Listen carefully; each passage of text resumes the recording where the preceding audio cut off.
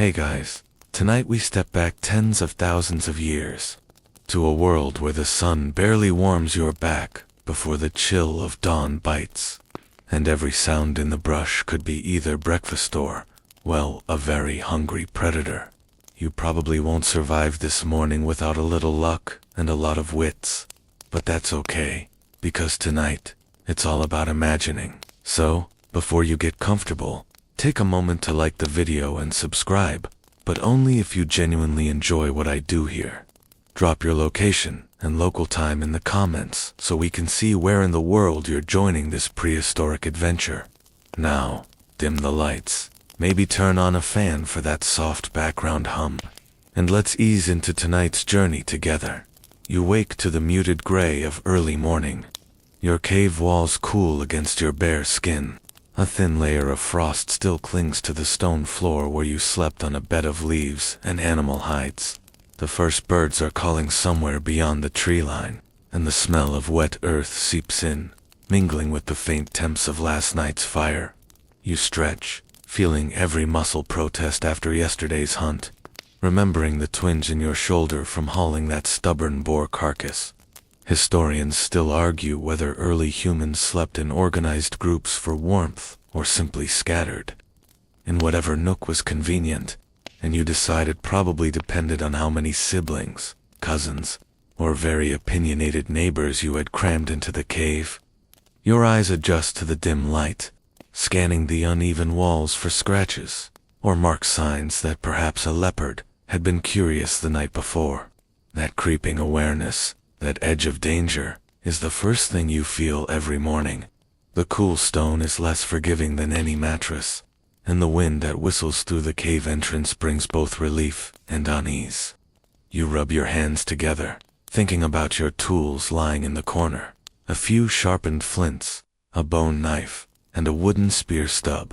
You won't need them immediately, but just knowing they are there gives a faint thrill, like holding the world's simplest security system.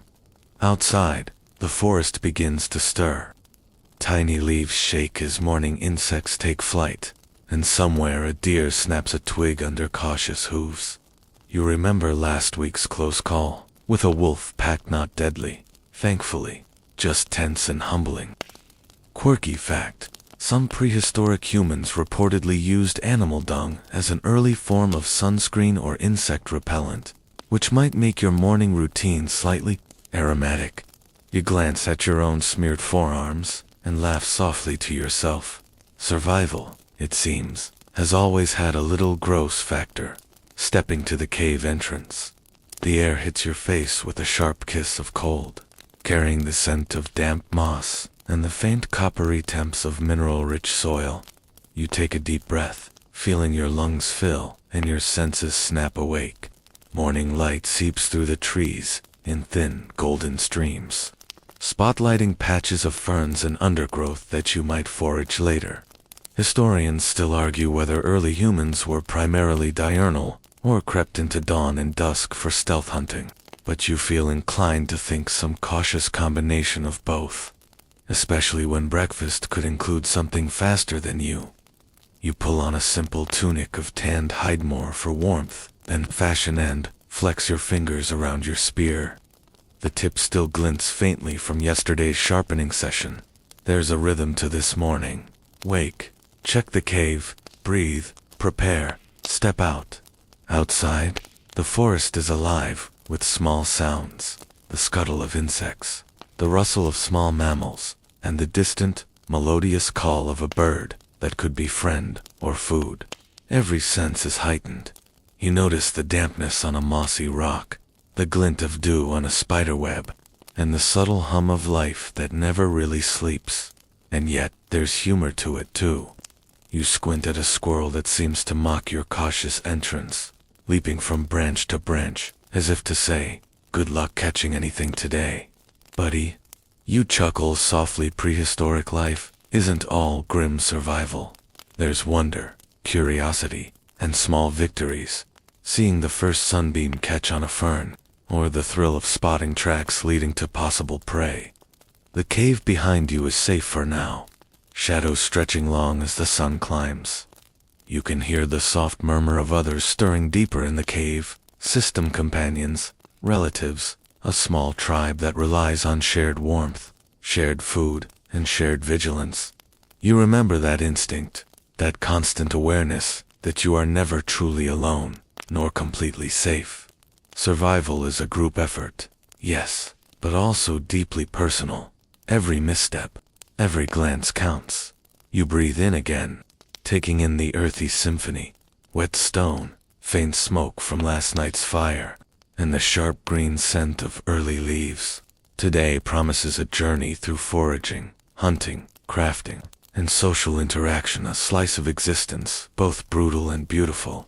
The dawn is merely the opening act, a slow invitation to movement, awareness, and engagement with a world both hostile and magnificent. And as the sunlight creeps farther into the cave mouth, you step fully into the morning, spear in hand, muscles primed, senses alert, ready to greet whatever challenges or small pleasures the day may bring. You trudge through the damp underbrush, the cold morning clinging to your skin like a persistent shadow, while your hands instinctively grip your spear. Today's hunt requires more than brute strength. It demands patience, observation, and a healthy dose of luck. The first rays of sun scatter gold across the forest floor, glinting off wet leaves and casting playful shadows that make every stick and root look like a potential predator. You probably won't catch anything on your first try. Remember last week's misadventure, when a rabbit literally laughed in your face?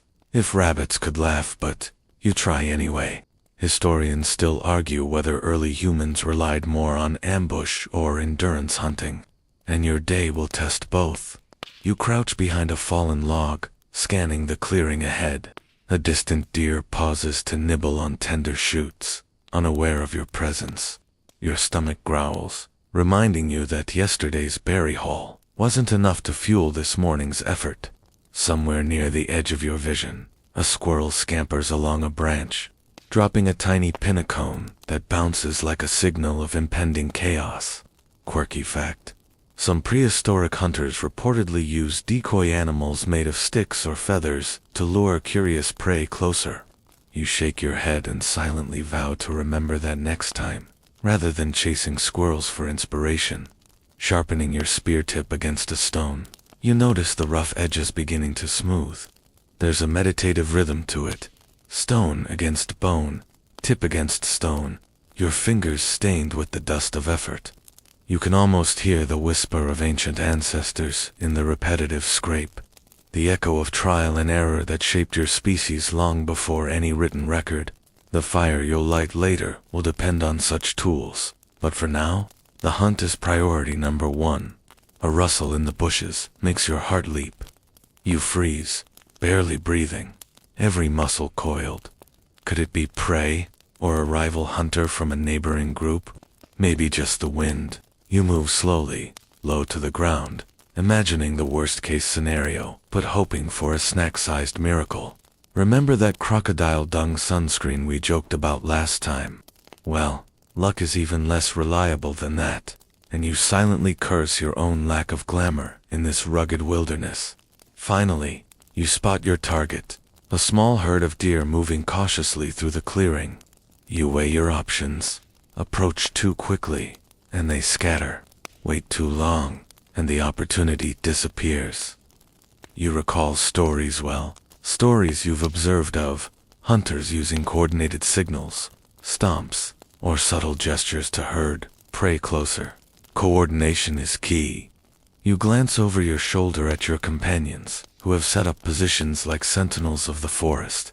Each of you has a role, though the roles blur when nerves and hunger take over. Historians still argue whether early humans hunted solo primarily, or in cooperative packs. And standing here makes you appreciate both perspectives. The wind shifts, your nostrils flare. Scent travels faster than sight in these conditions, and you adjust your stance accordingly. One false move, one twig snapping, and the herd will vanish. Your mind races, remembering the last time a misstep caused a deer to bolt just as you lunged. You suppress a groan, Suppress the urge to stomp the ground and focus on what matters, the hunt. The world is a complex map of smells, sounds, and subtle movements, and your survival depends on reading it better than any predator or rival human might. Minutes pass, like hours. Your muscles ache, but you welcome the ache. It reminds you, you are alive, capable, tuned to the forest. The deer graze, unaware of your presence, each flick of their ears, a silent countdown. You adjust your grip on the spear, readying for the perfect thrust, or at least the hopeful poke. Quirky fact: some evidence suggests prehistoric hunters sometimes sang or hummed softly to coordinate or calm themselves, though historians still debate if this was practical or just ritualistic flair. You hum anyway, just low enough that only the trees could hear, half to steady your nerves, and half because it feels oddly soothing. Then comes the movement, the split-second decision that separates successful hunters from the You lunge, spear angled, muscles coiling like springs. The deer scatter. Success isn't guaranteed, but the thrill surges through you, heart hammering, adrenaline mixing with the earthy scent of wet leaves and your own sweat. Even if you fail, there is satisfaction in effort, in the dance of predator and prey that has defined humanity for millennia. As the herd disappears into denser forest, you exhale slowly. This is morning hunt prep planning, stalking, testing skills, and bracing for the wild unpredictability that defines life in this prehistoric era. You glance at the forest around you, alive with color, movement, and subtle threats, and you realize that survival is as much about observation and patience as it is about raw strength. Today may reward you, or it may teach you humility, but either way, the day presses on. You wander deeper into the forest, the soil soft beneath your feet, and the damp scent of moss and decomposing leaves filling your nostrils. Morning sunlight filters through the canopy in dappled patches, illuminating tiny ferns, mushrooms, and berries glistening with dew. This part of the day is dedicated to foraging, the slow, meticulous gathering of edible plants, roots, and fruits that will keep your stomach from gnawing too aggressively before the next hunt. You crouch low, fingers brushing through undergrowth, checking each leaf and stem.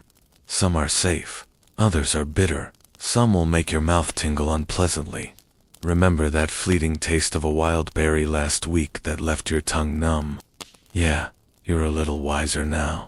Historians still argue whether early humans prioritized hunting over foraging, or treated both as equally essential. And your daily life proves the truth is somewhere in between. As you reach a low-hanging branch, you pluck a cluster of berries, rolling them between your fingers. You recognize the familiar sweetness, a minor victory for survival, and toss a few into your makeshift pouch for later. Quirky fact: some prehistoric communities may have fermented wild fruits into rudimentary alcoholic beverages, though scholars still debate whether this was intentional or just a happy accident. You can't help but imagine a squirrel-sized neighbor of yours sipping berry wine and judging your picking skills. It adds a bit of levity to the otherwise serious business of sourcing food.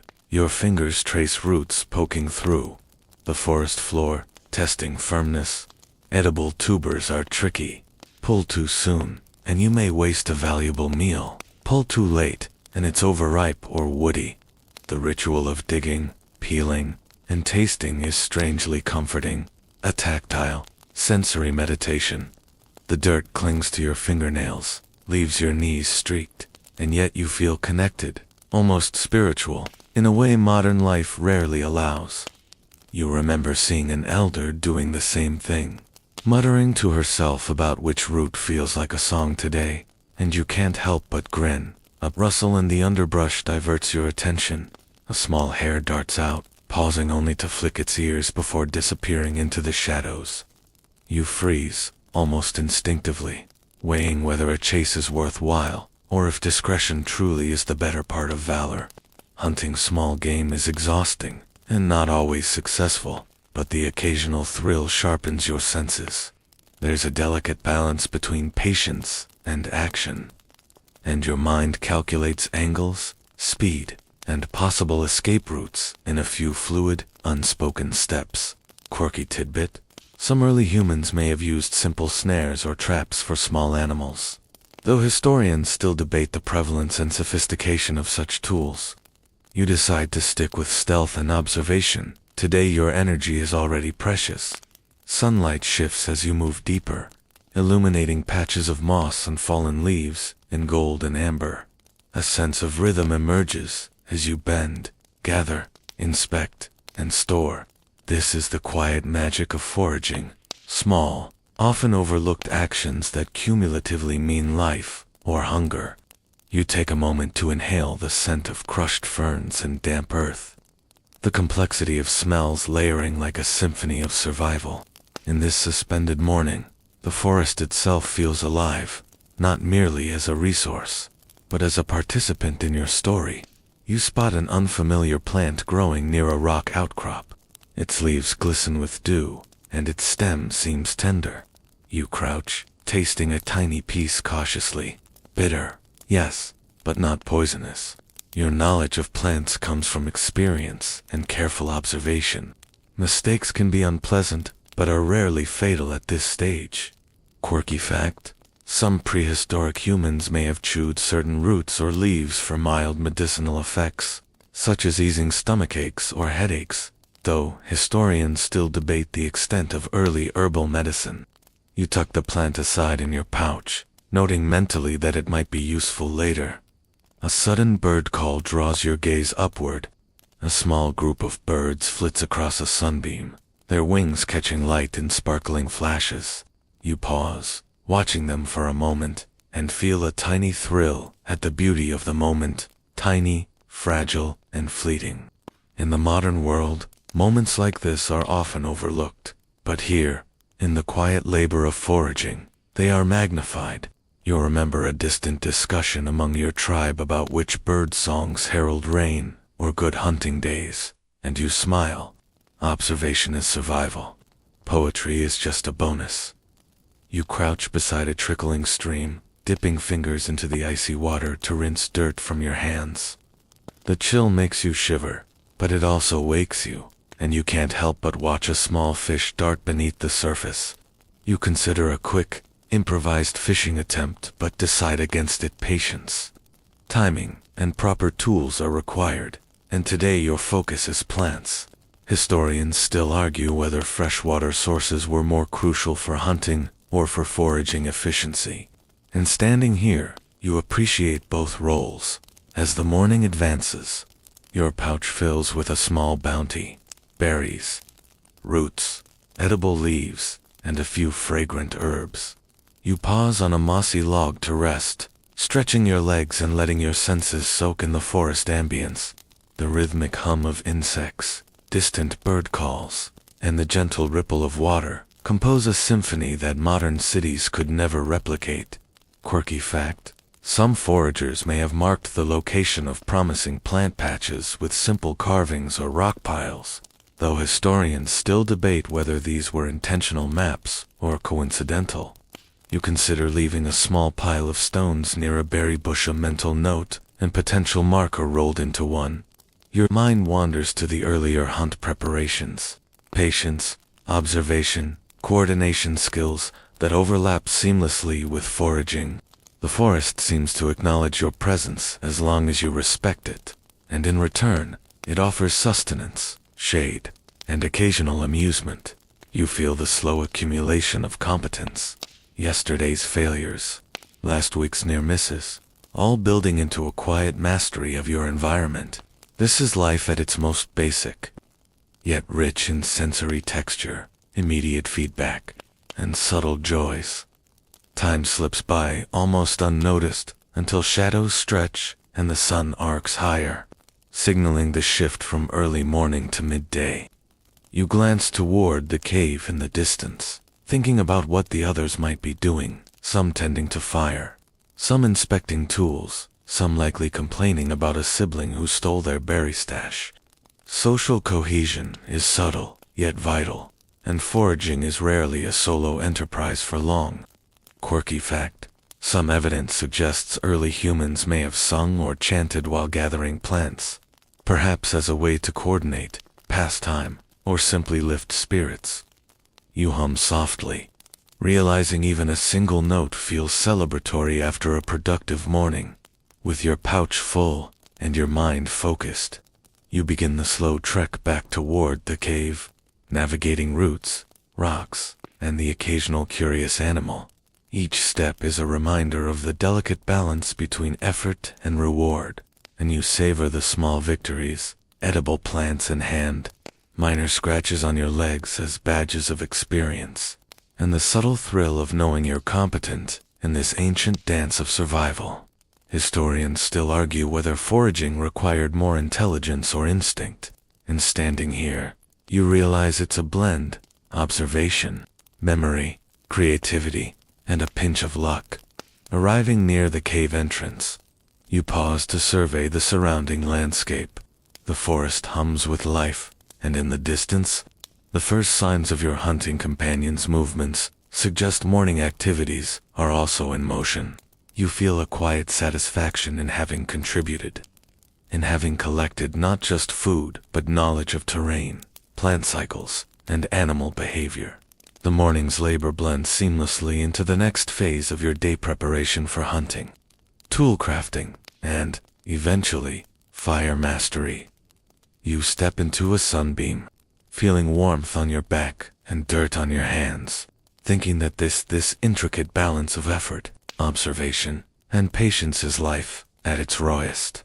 Foraging may seem mundane compared to a dramatic hunt, but it's these repeated, small successes that sustain life and teach wisdom. You tuck the collected bounty into a safe spot, ready to share with your tribe, and take one last breath of the forest's morning perfume.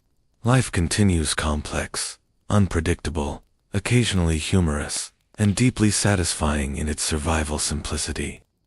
You crouch low in the underbrush, eyes trained on the small clearing ahead, heart sinking with the subtle rhythm of the forest. Today's task is hunting small game, which might seem modest compared to the grandeur of tracking deer or aurochs, but the thrill is no less intense. Every rustle, every twitch of a leaf, or snap of a twig could signal opportunity or disaster. You adjust your grip on your spear, testing its balance, feeling the weight of survival pressing lightly, insistently on your shoulders. Historians still argue whether early humans relied more on ambush tactics or speed and persistence when hunting small animals. And as you wait, you can see evidence for both strategies unfolding in your mind. A rabbit twitches in the corner of your vision, nose quivering, ears flicking like sensitive radar. You freeze, exhaling slowly, recalling previous attempts when haste or excitement ruined the approach. Quirky fact: some early humans reportedly mimicked animal calls or rustled leaves to draw prey closer, though scholars debate whether this was intentional or learned accidentally through trial and error. You decide to stay still, observing, letting instinct take over. The clearing is bathed in soft sunlight now, shadows stretching long and giving the impression of moving shapes even when nothing stirs. You inch forward on all fours, careful to distribute your weight across dry leaves and damp soil to avoid snapping twigs. Every movement is calculated, measured, almost ritualistic. You can hear the faint heartbeat of the forest, insects buzzing, birds chirping, water trickling from a distant stream. The rabbit pauses, scanning the area, its dark eyes reflecting both curiosity and caution. You marvel at the intricacy of this tiny life, and its awareness of danger, a predator-prey relationship written into the very fabric of the day. A sudden gust rustles nearby branches, and the rabbit freezes, nose twitching furiously. You remain utterly still, heart thudding in your chest, sweat beginning to bead on your brow, despite the cool morning air. You think about the last time a misstep allowed prey to escape, leaving you muttering curses under your breath as the rabbit hopped casually into the safety of tall ferns. Today, you are determined. Patience and observation, Two skills honed by countless mornings like this. Quirky tidbit. Some prehistoric hunters may have used simple traps, pits, or nets for small game, though historians still debate their prevalence. You glance around, noting the placement of fallen branches and natural depressions, imagining how a rudimentary snare could improve efficiency. But for now, your hands are empty, except for the spear, your eyes and instincts, your best tools. You adjust your stance, leaning slightly forward, muscles coiled like springs, ready to strike at the perfect moment. The rabbit twitches again, unaware that your gaze has been locked on it for several long breaths. Its ears pivot toward a distant bird call, then flatten slightly, as if sensing danger. You mirror the tension, aware that a single snap of a twig beneath your knee could undo minutes of careful approach. The air seems to thicken with expectation, and you remember that your ancestors millions of years back faced the same delicate dance every morning. Life and death, hunger and survival, wrapped up in these fleeting seconds. Finally, opportunity arrives. The rabbit shifts slightly, presenting a clear shot. You move with practiced precision, spear aimed, muscles taut, eyes focused. A small, controlled thrust, and your quarry is secured. Relief washes over you, accompanied by a quiet thrill that has nothing to do with triumph and everything to do with competence. You crouch, checking the animal, appreciating its size, texture, and the life it will now provide for the tribe. Quirky fact: some small game may have been consumed raw, roasted, or dried for later, giving early humans flexible options for nourishment. Though historians still debate how widespread preservation techniques were, as you prepare the rabbit for transport, you hear faint murmurs and movement from other parts of the forest. Your companions may be returning from foraging or scouting larger prey. Communication without words, through signals or gestures, is a subtle art learned over countless mornings like this. You glance around, adjusting your path to avoid overused trails and maintain stealth, thinking about how cooperative strategies have likely evolved alongside individual skill. Historians still argue whether early human hunting was primarily solitary or social, and you sense that today, the answer lies somewhere in the balance between both. Walking back toward a small clearing near the cave, you feel the satisfaction of tangible results. The forest seems to recognize your presence, offering shadows for concealment and familiar scents as navigation markers. You notice the tiny details, moss patterns on stones, the curve of a fallen branch, the subtle tracks of animals that may lead to future hunts. The rhythm of this hunt: patient observation, stealthy movement, quick action has awakened a primal awareness that blends exhilaration with careful calculation. Reaching a small stream, you pause to rinse hands and wash away soil and sweat. The reflection in the water shows a focused, alert human, eyes bright and posture attentive. You notice the rabbit's fur damp from dew, glinting softly in the sun. You remember past mornings when misjudged movements or overconfidence led to missed meals, and you silently acknowledge the lessons embedded in these small failures. Each successful hunt, no matter how modest, carries not just nourishment but understanding, experience, and confidence. You adjust the rabbit across your shoulder and continue your journey back to the cave. Small animals may seem trivial to some, but in reality, they are the backbone of daily sustenance, often more reliable than the unpredictable larger prey. Quirky fact: archaeological evidence suggests early humans may have followed migratory patterns of small game to anticipate food availability, though historians debate how systematic this strategy truly was. You reflect on the interconnectedness of observation, timing, and environment, every choice rippling forward in consequences. The forest hums with life around you, insects buzzing, distant birds calling, the whisper of leaves as the wind moves through branches.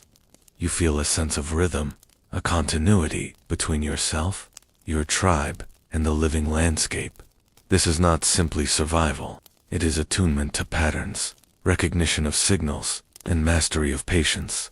The small victories: caught rabbit, fresh roots, edible berries are all cumulative, teaching lessons in resilience and awareness. Returning to the cave, you notice your companions watching, offering silent acknowledgement. The early morning hunt, while individually challenging, becomes a shared triumph. You pass the rabbit to one of the younger members, who eyes it with a mixture of anticipation and respect. You feel the quiet satisfaction of contributing to the collective survival, the unspoken bond of shared effort, and the subtle thrill of mastery over your environment. As sunlight climbs higher, illuminating patches of moss and fern near the cave entrance, you feel the rhythm of the day shifting. The early hunt is complete, and the focus now moves toward preparation, tool maintenance, sharing food, and planning the next phase of survival. You glance back toward the forest edge, noting tracks, sounds, and potential foraging opportunities. Each morning, each small hunt, refines not just your skills, but your understanding of the forest, its creatures, and your own instincts. The rabbit, now cleaned and ready to cook later, rests in a bundle of leaves.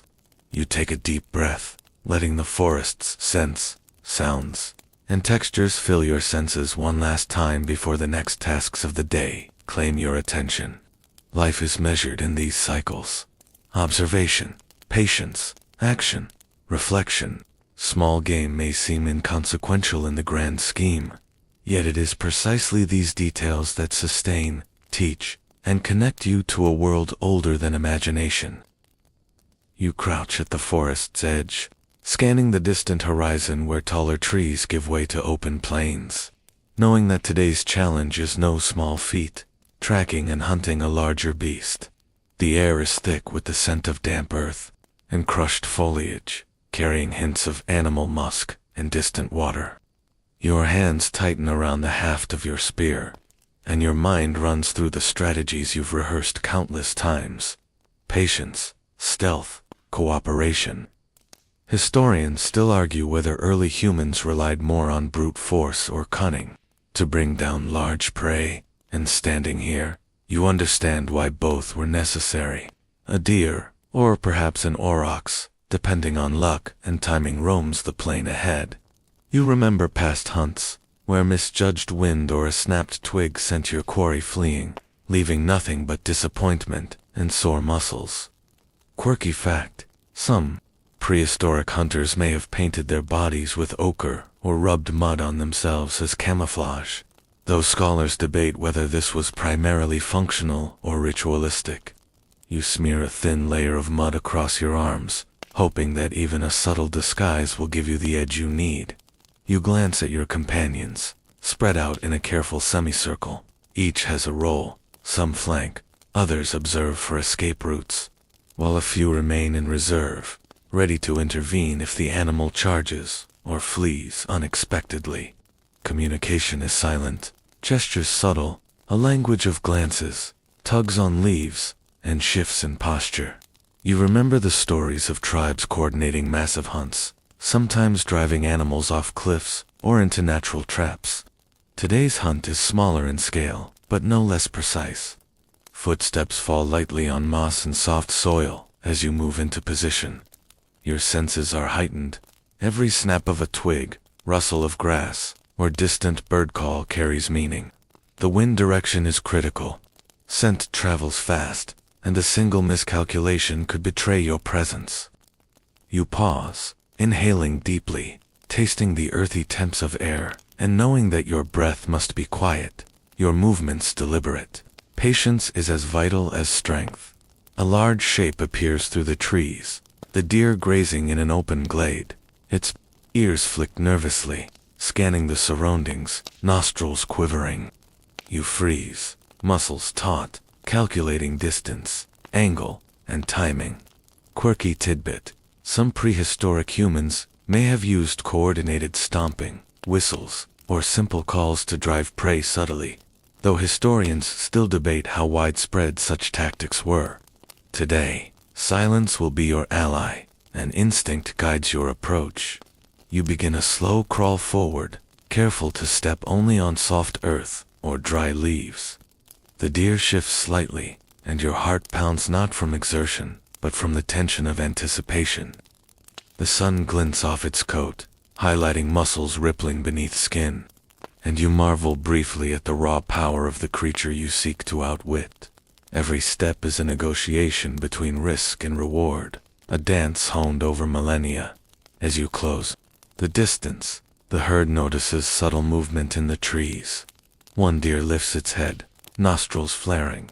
You pause, frozen, reminding yourself that any abrupt motion could end the hunt. Historians still argue whether early humans primarily relied on strategic group maneuvers or individual skill.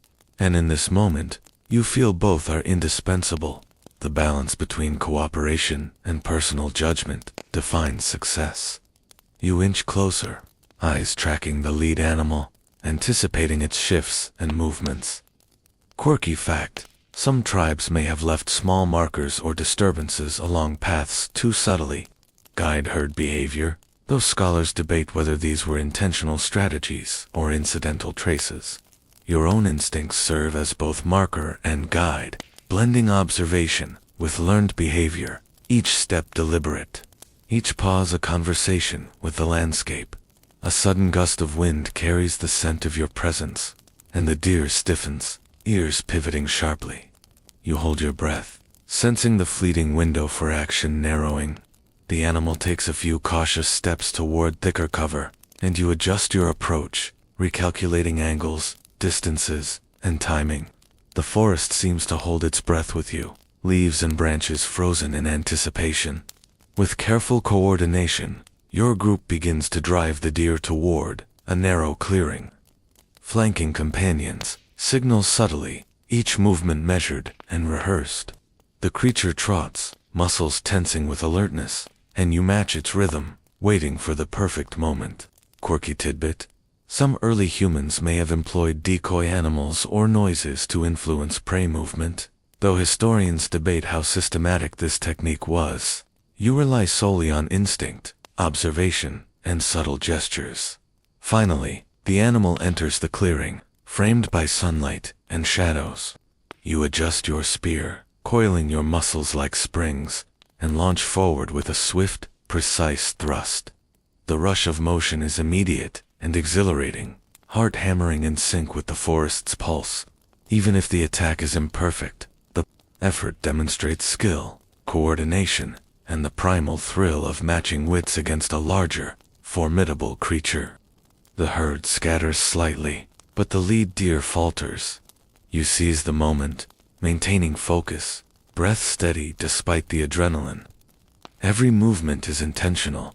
Step placement, spear angle, posture. Quirky fact: some evidence suggests early humans may have used rhythmic chants or footfalls to synchronize hunting movements, though historians debate their prevalence. Your own strategy relies on silent coordination. The forest itself, your audience. As the creature finally succumbs, a quiet triumph washes over you. Not only is sustenance secured, but you feel the satisfaction of precise execution. The culmination of skill, observation, and cooperation. Your companions gather, exchanging subtle nods and grunts of acknowledgement. The morning's hunt has taught lessons of patience, coordination, and humility in equal measure. With the animals secured, you pause to examine the terrain, noting escape routes, potential hazards, and signs of other wildlife. Each hunt is a study in ecology, behavior, and timing, teaching skills that textbooks never could. Historians still argue how much knowledge was shared verbally versus through observation, and today's success reinforces the importance of both. Carrying the prize back toward the cave, you feel the rhythm of life, survival intertwined with learning, effort interwoven with observation, and each day a continuous rehearsal of ancient skills. Quirky tidbit: some prehistoric humans may have celebrated successful hunts with simple rituals or gestures, though historians debate the symbolic versus practical purpose. You offer a silent nod of respect to the fallen deer, acknowledging its role in the cycle of life. The forest hums softly as you walk, sunlight warming your back, ears alert for distant rustles. Life is complex, demanding, yet beautiful in its immediacy. The hunt, from planning to execution, blends instinct, intelligence, and community effort. This is survival in its rawest form, exhilarating, exhausting, and endlessly instructive. You sit cross-legged on a mossy patch near the cave entrance, the day's early hunts already leaving their imprint on your muscles, and turn your attention to the tools that will shape the rest of your day. Stones, bones, and sticks lie scattered around, waiting for your hands to transform them from raw objects into instruments of survival. The act of crafting is both practical and strangely meditative. The rhythmic scraping of flint against stone, the careful shaping of a spear tip, the occasional slip that reminds you how precarious this process can be. Historians still argue whether early humans shared standardized tool-making techniques, or if each tribe developed its own styles independently. And as you work, you sense there's truth in both. You pick up a chunk of flint, testing its weight and texture in your palm. Fingers roughened from previous hunts flex around it, adjusting pressure, angle, and grip. A few careful strikes with a hammerstone reveal sharp edges, glinting faintly in the morning sun. Quirky fact: some prehistoric humans may have decorated their tools with simple carvings or markings, possibly as identifiers or even as expressions of early artistic impulses, though historians still debate their purpose. You trace your thumb along the edge, marveling at both the function and subtle beauty of the stone. Next, you turn to your spear, the wooden shaft smooth from prior use but in need of reinforcement. You wrap thin strips of animal hide around the tip's base, binding it securely. The process is exacting. Too loose, and the tip could dislodge. Too tight, and the shaft may split. You remember the lessons of past mistakes. One loose spear tip sent a prized rabbit bouncing harmlessly into the ferns and smile wryly. Survival has always been a mix of trial, error, and incremental improvement. Nearby, a piece of bone catches your eye. You examine it closely, considering whether it might be reshaped into a cutting tool or used to carve notches into wood. Bones are versatile, dense, and surprisingly resilient, and your ancestors understood their potential long before any formal instruction existed. Quirky tidbit: some evidence suggests prehistoric humans may have repurposed bones into musical instruments, such as flutes, though historians debate how widespread this practice was. For now, your focus is practicality. The bone becomes a scraper, ready to clean hides or shape additional tools. You take a moment to observe your surroundings. The cave's entrance frames a view of the sunlit forest beyond, shadows moving with the day. Crafting tools is an intimate interaction with both environment and resource. Every piece of stone, wood, or bone carries history, energy, and potential. Your hands, guided by instinct and experience, coax them into forms that can make the difference between hunger and sustenance, discomfort and survival. Patience is paramount. You tap a flake from a stone, examining its edge, testing for durability. Too jagged, and it will break. Too smooth, and it might fail at the wrong moment. Each micro-adjustment, each tiny strike, teaches more than the final product ever could. Historians still argue how much of this knowledge was formally taught versus learned through observation and repetition. And sitting here, you understand why both modes were crucial. A sudden rustle from the forest alerts you to movement. A small rabbit hops by, curious but cautious. You pause in your work, observing its twitching nose and quick, alert eyes. Even in moments of quiet tool-making, the forest demands attention. A subtle reminder that life continues beyond the boundaries of immediate labor. Quirky fact: some hunter-gatherers may have even used discarded tools or sharpened stones to signal or guide prey. Though historians debate the sophistication of these methods, you shake your head, smiling at the thought, and return to your work, grateful for the simplicity of focused effort. sharpening a second spear tip. You notice the interplay of light on flint edges, shadows flickering across rough stone. There's a rhythm here, a quiet satisfaction that goes beyond practicality. Each tool is a promise of food, safety, and confidence. You hum softly, a subtle meditation, watching sparks fly from careful strikes. Mistakes are inevitable, but each provides feedback, teaching you how the stone responds, how your grip must adjust, how leverage can be coaxed to perfection. You consider your spear, now reinforced and sharpened. Its balance is nearly perfect. The tip gleams with lethal precision. You test its weight, feeling the tension in your muscles, imagining it flying through the air or piercing the soft flank of a grazing deer. Tools are extensions of your body and mind, bridging instinct, skill, and necessity. Quirky tidbit: experimental archaeology shows some prehistoric tools were so precisely crafted they could split hair or shave wood with surprising finesse. Though historians still debate whether this level of craftsmanship was universal or rare. You admire your work, knowing that even a simple sharpening session today strengthens your ability to survive tomorrow. Next, you turn to repairing a hide scraper. Its edges have dulled from constant use, and a few cracks threaten functionality. You grind and scrape, testing frequently against a small piece of hide. Your hands are covered in dust and fibers, small scratches marking the morning's labor, yet satisfaction rises with each incremental improvement. Tool-making is rarely glamorous, but it is undeniably empowering. As the sun rises higher, the forest hums with energy. Insects buzz, birds call, and distant leaves rustle in the breeze. You pause to look up, tracing patterns of light and shadow on branches overhead. Tool-making is an intimate dance between patience and precision, skill and improvisation. Each object you craft carries potential. A spear that might bring dinner, a scraper that might prepare clothing, a small flint that might ignite a spark. These creations, though simple, are lifelines.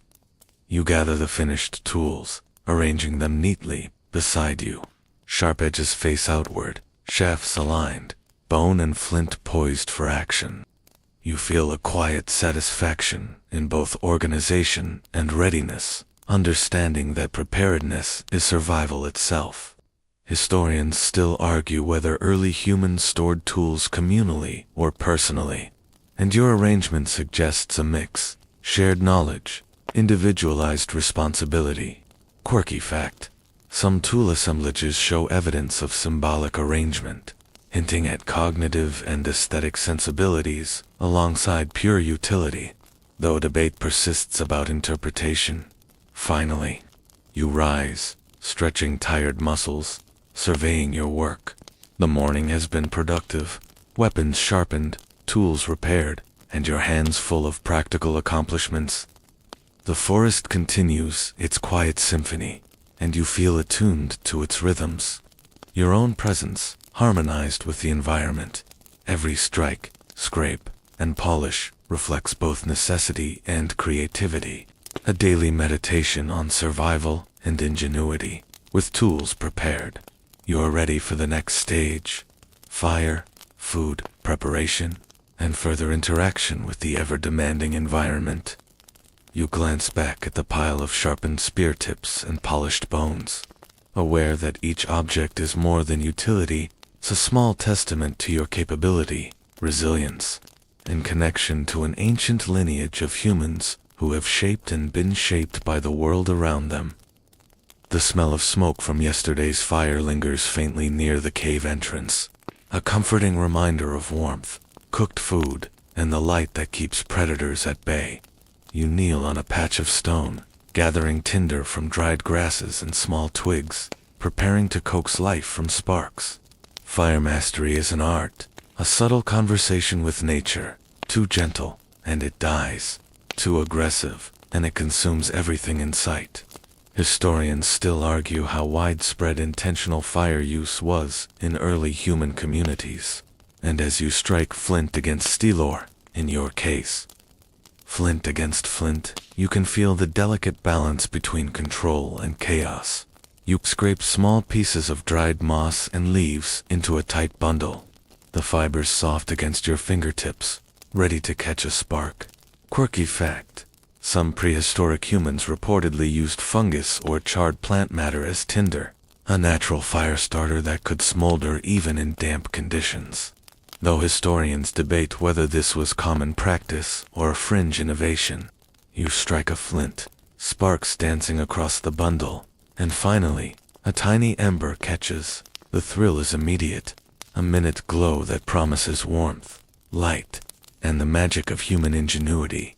You carefully nurture the ember, blowing gently, adding thin twigs gradually, feeding the fire like a newborn. Smoke curls upward, carrying the scent of earth, resin, and dry moss, a perfume of survival. The forest outside seems to hold its breath, listening to the quiet crackle that now grows into a flickering flame. Quirky tidbit: early humans may have used fire not only for cooking but also as a social focal point, a place for stories, rituals, and bonding, though historians still debate the symbolic versus practical purposes of controlled fire. You feel the duality today, warmth and social anchor. The fire catches fully, flames licking small stones and dry leaves. You feed it patiently, gradually increasing the fuel while keeping control over its spread. Sparks leap into the air, but your hands are steady. Muscle memory guides every motion. Sitting beside it, you feel the first waves of heat on your chilled skin. A small but profound triumph in a world where survival is never guaranteed. As the morning stretches toward midday, the fire becomes central to daily life. It will cook meat from earlier hunts, soften tough roots, and provide warmth against unpredictable weather. You remember that early humans may have experimented with fire for multiple purposes: drying clothes, warding off predators, and even hardening tools. Historians still argue about how ritualistic versus practical early fire use was. And as you poke and feed the flame, it's clear both elements exist in tandem. You glance around the cave, noting its damp walls and scattered tools. The fire's light casts dancing shadows, transforming familiar surfaces into living tableaux. Quirky fact: some evidence suggests early humans may have practiced decorative patterns or marks near firelit areas, perhaps as early expressions of symbolic thought, though scholars debate their significance. You trace a finger along a scratch in the stone, imagining an elder teaching a child how fire illuminates the cave, differently at various angles. The scent of smoke mixes with earthy aromas of moss and stone. You add small branches, careful not to smother the flames, feeling the tactile feedback of heat, texture, and smell. The crackling sparks send occasional dots of light across the cave walls, and you imagine shadows of animals: wolves, deer, birds dancing around you, almost like companions in your practice of fire mastery. You smile wryly, thinking that prehistoric life, while challenging, has its small theater moments too. Patience is essential. Too much attention to haste, and the fire falters. Too little care, and it could spread uncontrollably. You tend it as if it were a living being, coaxing it into stability, balancing flame size and fuel. Quirky tidbit: some hunter-gatherer groups reportedly carried embers from one campsite to another, preserving fire across distances, though historians still debate how consistently this was done. You recognize the ingenuity. Fire isn't just warmth, it's portable survival knowledge. As the flames grow, you prepare a few roots and leaves for roasting.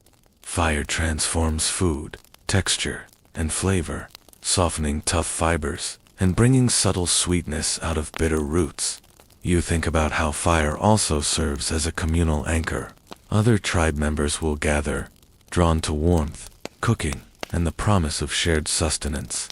Historians still argue whether fire encouraged permanent settlements earlier than previously thought, and you realize the social draw is as critical as the practical function. You adjust a few stones around the fire, creating a makeshift hearth to prevent wandering sparks. Small control measures like this separate success from catastrophe, teaching early humans foresight, planning, and caution. The ritual of tending the flame, feeding it, adjusting stones, testing smoke, becomes almost hypnotic. Quirky fact: some evidence shows early humans may have used firelight to extend productive hours after sunset, possibly facilitating tool-making or storytelling, though the prevalence remains debated. Tonight, the morning fire is your extended day, preparing both stomach and mind for what comes next. Smoke curls upward, tangling with morning sunlight, a visual symphony of survival and ingenuity. You test the fire by placing a small root near the flames. The edges blacken slightly before softening, ready for consumption. You inhale the mixture of earthy smells, smoke, and partially roasted food, realizing that fire has always been humanity's companion in both life and learning. The warmth seeps into your bones, and you think back to times when absence of fire meant vulnerability, cold, and hunger. You glance at the cave entrance, noting how shadows shift across its surface. Fire illuminates, transforms, and protects. Quirky tidbit: some anthropologists suggest that mastery of fire may have influenced social hierarchies, with those skilled in its control gaining prestige, though historians debate the extent of this influence. You chuckle softly, imagining yourself the fire guru of your small tribe, at least for the morning. With the fire stable and food roasting nearby, you take a few moments to rest, letting warmth permeate your muscles and slow the racing of adrenaline from earlier hunts. You watch sparks rise lazily, imagining them as tiny messengers of survival, carrying your presence into the forest beyond. Historians still argue whether control of fire directly influenced cognitive development, social cohesion, or technological innovation. And as you sit tending the flame, you appreciate the profound intersection of all three. Finally, the fire is robust, food cooking steadily, and the cave feels alive in a way that goes beyond utility. This small flame represents hours of labor, ingenuity, and learned skill. It connects you to countless generations who mastered fire before you, shaping human survival, social structure, and perhaps even imagination itself. The act of tending it, watching, adjusting, feeding is meditation and preparation intertwined, a quiet assertion of human presence in a vast, untamed world. With the fire now stable, the next task falls naturally into your hands, preparing the food from earlier hunts. You kneel near the flickering flames, arranging leaves, small stones, and sharpened tools to make the most efficient cooking surface. The rabbit from the morning rests in your pouch, its fur removed, muscles cleaned, and now ready for roasting over the fire. You slice tender pieces carefully, mindful not to waste any part, remembering that every ounce counts in this world of scarcity. Historians still argue how much early humans understood nutrition versus necessity. But experience has taught you that even small adjustments in preparation can dramatically improve edibility and energy gain. The first slices hit the fire, the heat crackling against them, sending a rich aroma into the cave and forest beyond. Quirky fact: some prehistoric communities may have used aromatic herbs, leaves, or even certain types of moss to flavor food, though historians still debate whether these were intentional culinary experiments or incidental additions. You sprinkle a few fragrant leaves over the meat, smiling as the scent mingles with smoke, earth, and sun-warmed stone as the food roasts. You sit back for a moment, observing the dance of flames and shadows. There's a quiet satisfaction in transforming raw materials into sustenance. Fire and preparation are extensions of skill, patience, and ingenuity. You notice the interplay of light on tools and walls, shadows flickering in rhythm with the crackling fire, and for a brief moment, the forest outside feels like a living gallery of motion, smell, and sound. Quirky tidbit: Some early humans reportedly hollowed stones to create makeshift pots or cooking vessels, even before pottery was widespread, though historians debate how common these were. You imagine using a hollowed rock to hold water or stew, wondering if someone centuries ahead of you will marvel at such ingenuity. Today, though, leaves and direct fire suffice. As the morning progresses, the meat browns, juices sizzling over the coals. You test a small piece, nodding at its tenderness and rich flavor. Cooking transforms not just texture and taste, but also digestibility, making nutrients more accessible. Your body, tired from hunting and foraging, welcomes the warm sustenance. Historians still argue whether cooking fundamentally shaped human evolution, particularly in brain growth and energy distribution. And holding this warm piece of rabbit in your hands, you can't help but imagine the advantages it must have conferred. You glance at the cave entrance, observing companions engaged in separate tasks, sharpening tools, tending smaller fires, or simply resting. The morning's labor has set the stage for cooperative living, each action feeding into the next.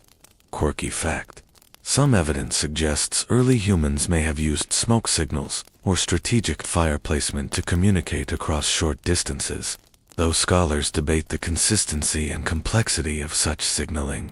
For now, the fire's warmth and light act as the central hub, a natural meeting point for attention, nourishment, and social cohesion. The aroma of cooking food draws a few curious eyes from nearby forest creatures, squirrels, birds, and perhaps a fox, watching from a distance. You keep a careful watch, mindful of both opportunity and threat. The smell of food is both blessing and beacon. While it sustains your tribe, it can attract scavengers or predators. Patience, observation, and readiness remain critical. Even while seated beside a fire, you rotate the meat carefully, ensuring even cooking, your fingers nimble and precise despite the heat.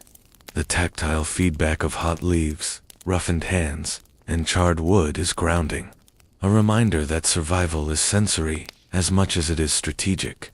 Historians still argue how early humans balanced the risks and benefits of cooking in open spaces versus protected areas like caves, and your arrangement feels both practical and instinctually safe. A small gust sends smoke curling into your face.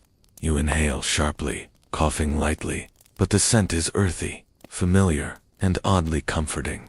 Quirky tidbit: some anthropologists speculate that smoke may have been used for minor pest control, keeping insects away from food and living spaces.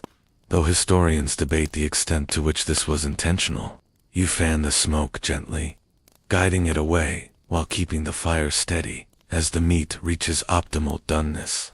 You remove it carefully, laying it across broad leaves to cool slightly. The first bites are warm, rich, and satisfying. Each chew reminds you why this cycle of hunting, foraging, tool-making, and cooking has persisted for millennia.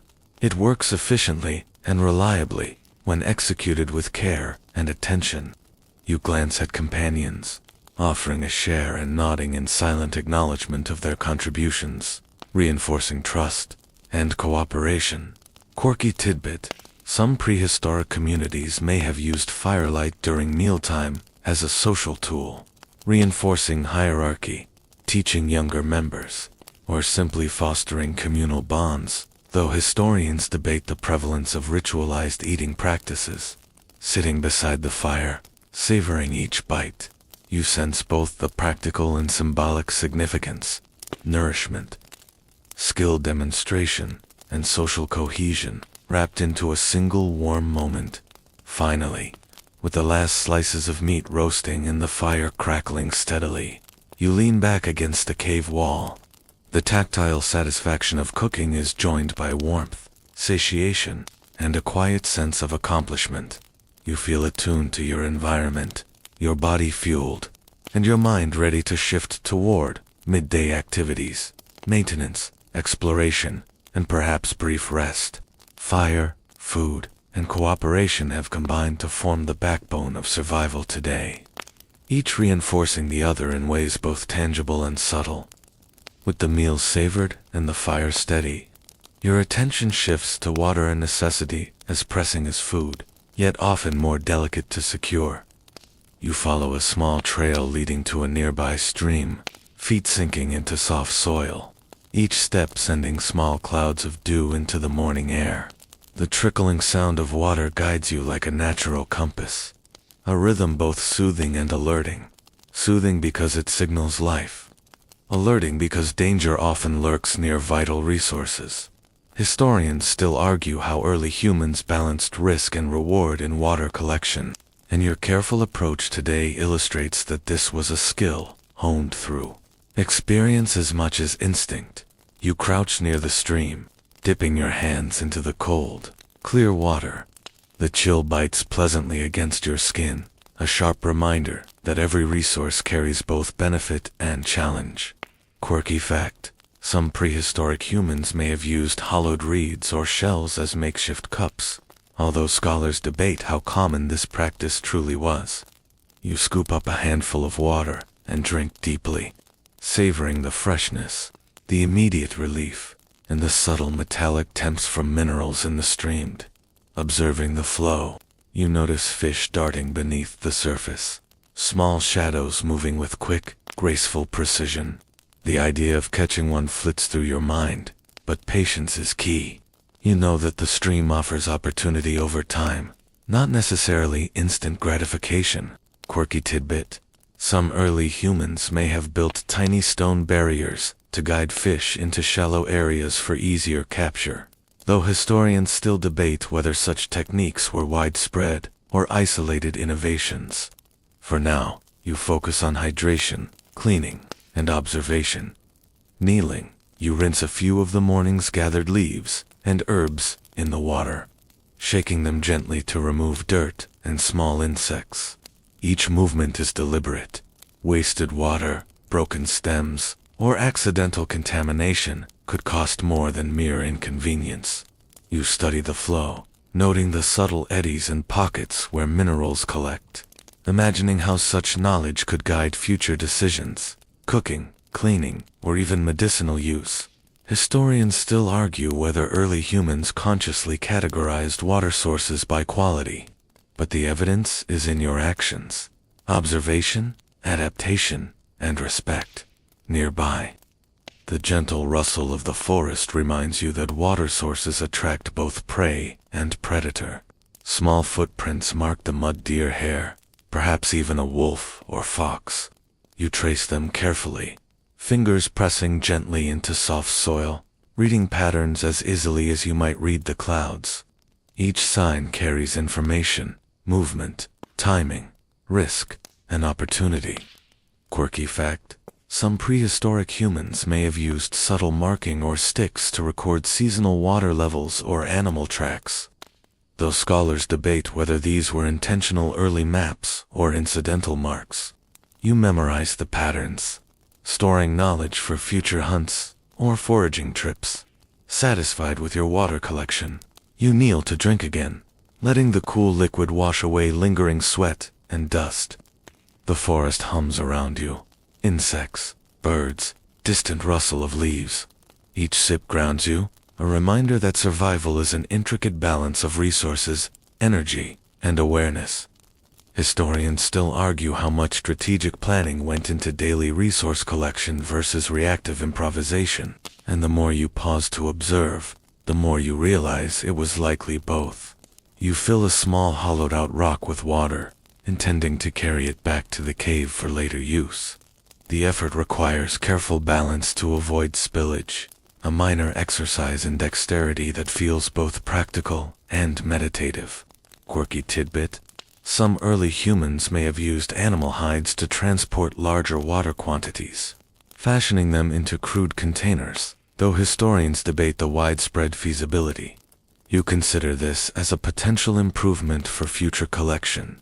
Standing, you take a moment to scan the landscape from the stream's edge. Sunlight dapples through trees, reflecting off water in tiny, dazzling bursts. The surrounding forest feels alive and responsive, a participant in your survival, offering sustenance, danger, and lessons in equal measure. You adjust your path back toward the cave, mindful of the slippery soil and occasional protruding roots. Every movement deliberate to conserve energy and minimize risk.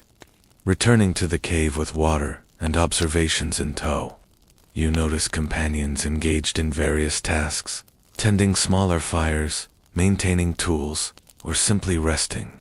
Cooperation and division of labor are subtle yet vital, ensuring that essential tasks are distributed and survival is collectively supported.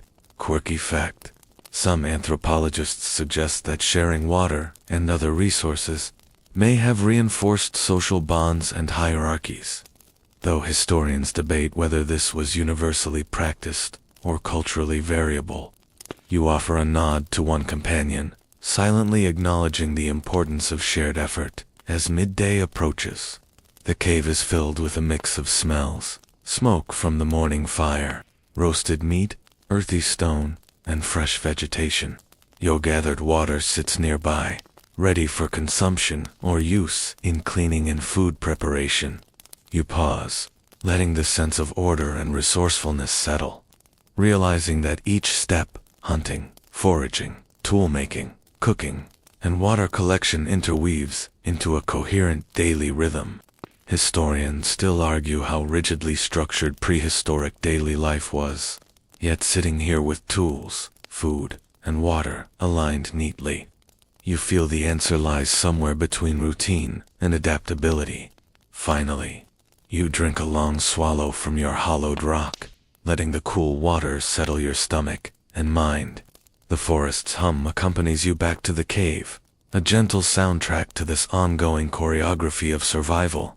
Quirky tidbit: some prehistoric humans may have recognized seasonal variations in water clarity and flow, adjusting their routines accordingly, though historians debate the sophistication of this environmental knowledge. Today, your actions reflect awareness, experience, and instinct, all essential for thriving in a demanding world. With water secured, body nourished, and tools at hand, you are ready to transition into the next phase: rest, maintenance, social interaction, or perhaps scouting for the next meal. Each step, each observation, reinforces the cycle of preparation and survival that defines your life. The forest outside seems to breathe with you, alive, patient, and ever instructive. The sun climbs higher, casting dappled light across the cave entrance as you settle into a brief rest, letting the morning's exertions ease from your muscles. Your body, fatigued yet invigorated, presses against the cool stone floor, and the rhythmic chirping of insects becomes a lullaby of sorts. You close your eyes briefly, imagining the forest outside teeming with life: birds flitting through trees, small mammals scurrying, and the occasional rustle of larger game moving through underbrush. Historians still argue whether early humans structured midday rest systematically, or simply rested when opportunity allowed, and you feel it likely varied with circumstance, experience, and environmental cues. You stretch slowly, careful not to disrupt the fire or topple tools, feeling the tension melt away. Quirky fact: some prehistoric humans may have used brief midday rest periods to engage in light socialization, storytelling, or even simple games, though historians debate whether these moments had ritual significance or were purely practical. You listen to the quiet exchanges of your companions, subtle murmurs and gestures, appreciating the balance between communal interaction and individual downtime. As you recline, your mind wanders to earlier hunts and tasks, replaying successes and minor missteps. Reflection is as natural a part of the day as hunting or cooking. It allows learning, planning, and anticipation. You recall the rabbit that darted into the ferns, the deer driven carefully into the clearing, the meticulous sharpening of tools. Each memory carries lessons, some obvious, some subtle, yet all contribute to a growing understanding of your environment and your own capabilities. Nearby, a small pile of sharpened sticks and flint tools catches your eye. You reach for one, absent-mindedly testing weight and balance, feeling the tactile comfort of objects that embody both function and survival. Quirky tidbit: some archaeologists suggest early humans may have decorated tools during such pauses, carving minor patterns or symbols, though historians debate whether these were aesthetic, mnemonic, or ritualistic. Even idle manipulation of tools becomes practice, reinforcing muscle memory and dexterity. The forest hums softly beyond the cave mouth, wind stirring leaves and carrying scents of earth, water, and distant prey. You breathe deeply, allowing your senses to tune in. Each sound, each rustle, each shimmer of movement becomes information, predator or prey, whether change or forest shift. Historians still argue whether early humans actively read their surroundings with systematic observation or relied primarily on instinct. And today you feel the interplay of both. You shift slightly to observe the fire, now reduced to glowing embers, radiating steady warmth. The aroma of the morning's meal lingers faintly, mixing with smoke and damp stone, a sensory reminder of labor, nourishment, and ingenuity. Quirky fact: some early humans may have used embers to ignite multiple small fires, or to cook slowly over longer periods, preserving food and maintaining warmth, though historians debate the consistency of these practices. You poke gently at the embers, ensuring readiness for future use without wasting precious heat. Nearby companions lounge, some grooming hides, others adjusting tools, or quietly observing, each engaged in their own micro-tasks. The cave feels like a shared workshop, living space, and classroom, a nexus of survival, creativity, and social learning. Historians still argue about the extent of formal teaching versus observational learning in prehistoric communities. And you sense that today, both modes coexist seamlessly. A gentle breeze drifts through the cave, carrying scents of damp moss, pine resin, and fresh water. You close your eyes again, letting the warmth and smells anchor your mind. Quirky tidbit: some anthropologists suggest that sensory experiences during rest periods, smell, sound, may have played a role in cognitive development, strengthening memory and learning, though debate remains about intent. You savor the moment, realizing that rest is not merely a pause, but a subtle form of preparation. Stretching your legs, you notice small markings on the cave wall, scratches, notches, and faint lines left by earlier hands. You trace one lightly with your finger, considering its possible purpose. Could it be a tally, a record of hunts, or simply accidental? Historians still argue about the interpretation of such marks, and for now, they spark curiosity and reflection, linking you to those who came before.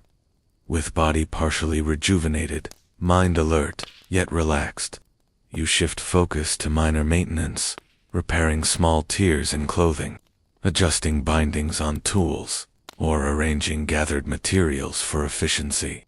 Each movement is deliberate, careful, and purposeful, ensuring that when the next hunt or foraging trip arises, you are fully prepared.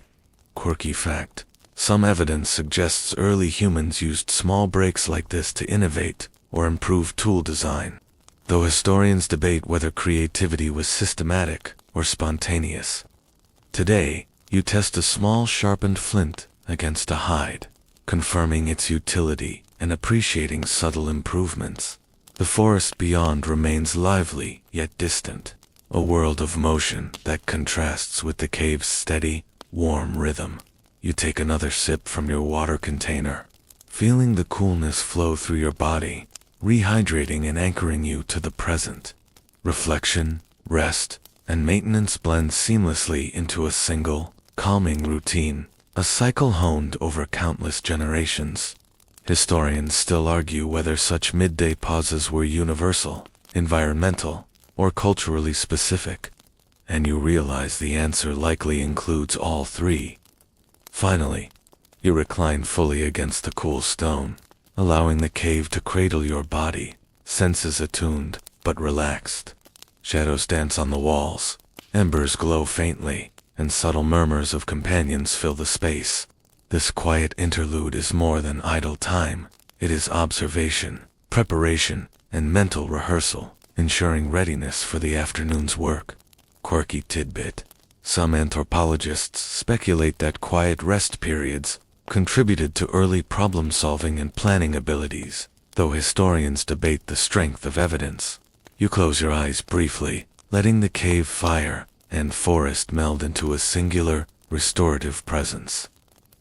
The afternoon sun filters through the canopy, creating shifting patterns on the cave floor as you rise from your brief rest, muscles supple yet alert.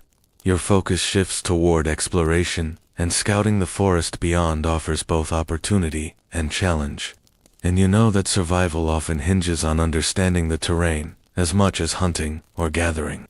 You sling a sharpened spear over your shoulder and adjust a small pouch of essentials: water, flint, and a few scraps of food. Historians still argue how systematically early humans mapped or memorized landscapes, and walking through this terrain, you realize how much instinct and memory intertwine. You step lightly into the forest, feeling the earth give beneath each footfall. Leaves crunch softly underfoot, insects hum in a subtle chorus, and distant bird calls punctuate the quiet rhythm. Quirky fact: some early humans may have marked trails with stones or notches to guide themselves or others, though scholars debate whether these were intentional maps or accidental markers. You glance around, noting moss growth, fallen branches, and subtle tracks, building a mental map that may serve later for hunting, foraging, or avoiding predators. Following a narrow game trail, you pause to study tracks, small hoofprints, claw marks, and broken twigs. Each sign tells a story: the direction of travel, size of the animal, even the likelihood of a recent passage. You crouch, tracing a hoofprint carefully with your fingers, appreciating the subtle imprint pressed into the damp soil. Historians still argue how accurately early humans interpreted tracks, yet your observations suggest that practical experience often surpassed any formalized training.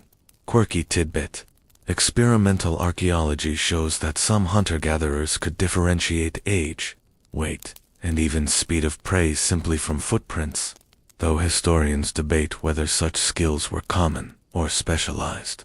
You study a set of prints leading toward a dense thicket, imagining the cautious deer or wild boar moving silently through foliage, aware yet unhurried. You push through ferns and low branches, careful not to disturb the undergrowth more than necessary. The forest responds subtly. Birds take flight, squirrels freeze mid-hop, and the scent of distant water lingers on the wind. Awareness of every sound, smell, and shadow is critical. You rely on it to predict animal behavior and avoid danger. Historians still argue whether early humans primarily relied on visual observation, olfactory cues, or a combination for navigation and hunting, and you sense that all senses work in tandem. A rustle to your right catches your attention. A rabbit darts across the trail. Ears alert, muscles coiled. You pause, appreciating the tiny display of agility and instinct. Quirky fact: some prehistoric humans may have trained younger members to recognize subtle animal behaviors, effectively passing down knowledge of flight patterns, feeding habits, and predator responses, though historians debate the methods used for such instruction. You note the rabbit's route mentally, storing information for future hunting opportunities. Pressing onward, you reach a small clearing bathed in sunlight. The grass sways gently, hiding both insects and potential prey. You kneel to inspect small plants, edible roots, berries, and fibrous leaves that could supplement meals. Historians still argue how systematically early humans cataloged edible flora versus relying on trial and error, and your careful observation reflects a blend of both approaches. Quirky tidbit: some evidence suggests prehistoric people may have partially domesticated certain plants or encouraged their growth near campsites, though scholars debate the extent of intentional cultivation. You gather a few samples, storing them carefully in your pouch. A distant sound, a low grunt, rustling of leaves alerts you to a larger animal nearby. Your body tenses, every muscle ready to respond. You peer through foliage, spotting a wild boar grazing near the edge of the clearing. Its presence is both opportunity and caution. A boar is nourishing, but dangerous if approached recklessly. Historians still argue how early humans balanced risk versus reward in such encounters, and your approach demonstrates a careful blend of patience, observation, and tactical thinking. Quirky fact: some prehistoric hunters may have used mimicry, noise, or even simple decoys to manipulate larger animals' movement. Though historians debate the sophistication and frequency of these techniques, you remain still, analyzing wind direction, footing, and potential escape routes, mentally rehearsing an approach that maximizes success while minimizing danger. You crouch low, inching forward in short, deliberate movements. Sunlight glints off the boar's bristly coat, muscles rippling with each step, and your pulse quickens, not from exertion, but anticipation. The forest seems to hush around you, the wind holding its breath, the birds pausing mid. Every step is a negotiation with instinct and environment. Miscalculation could mean failure, injury, or lost opportunity.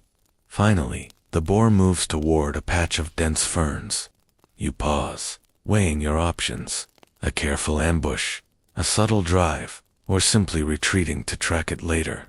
Historians still argue whether early humans often engaged in higher-risk hunts or preferred strategic avoidance, and today's choice lies entirely in your assessment.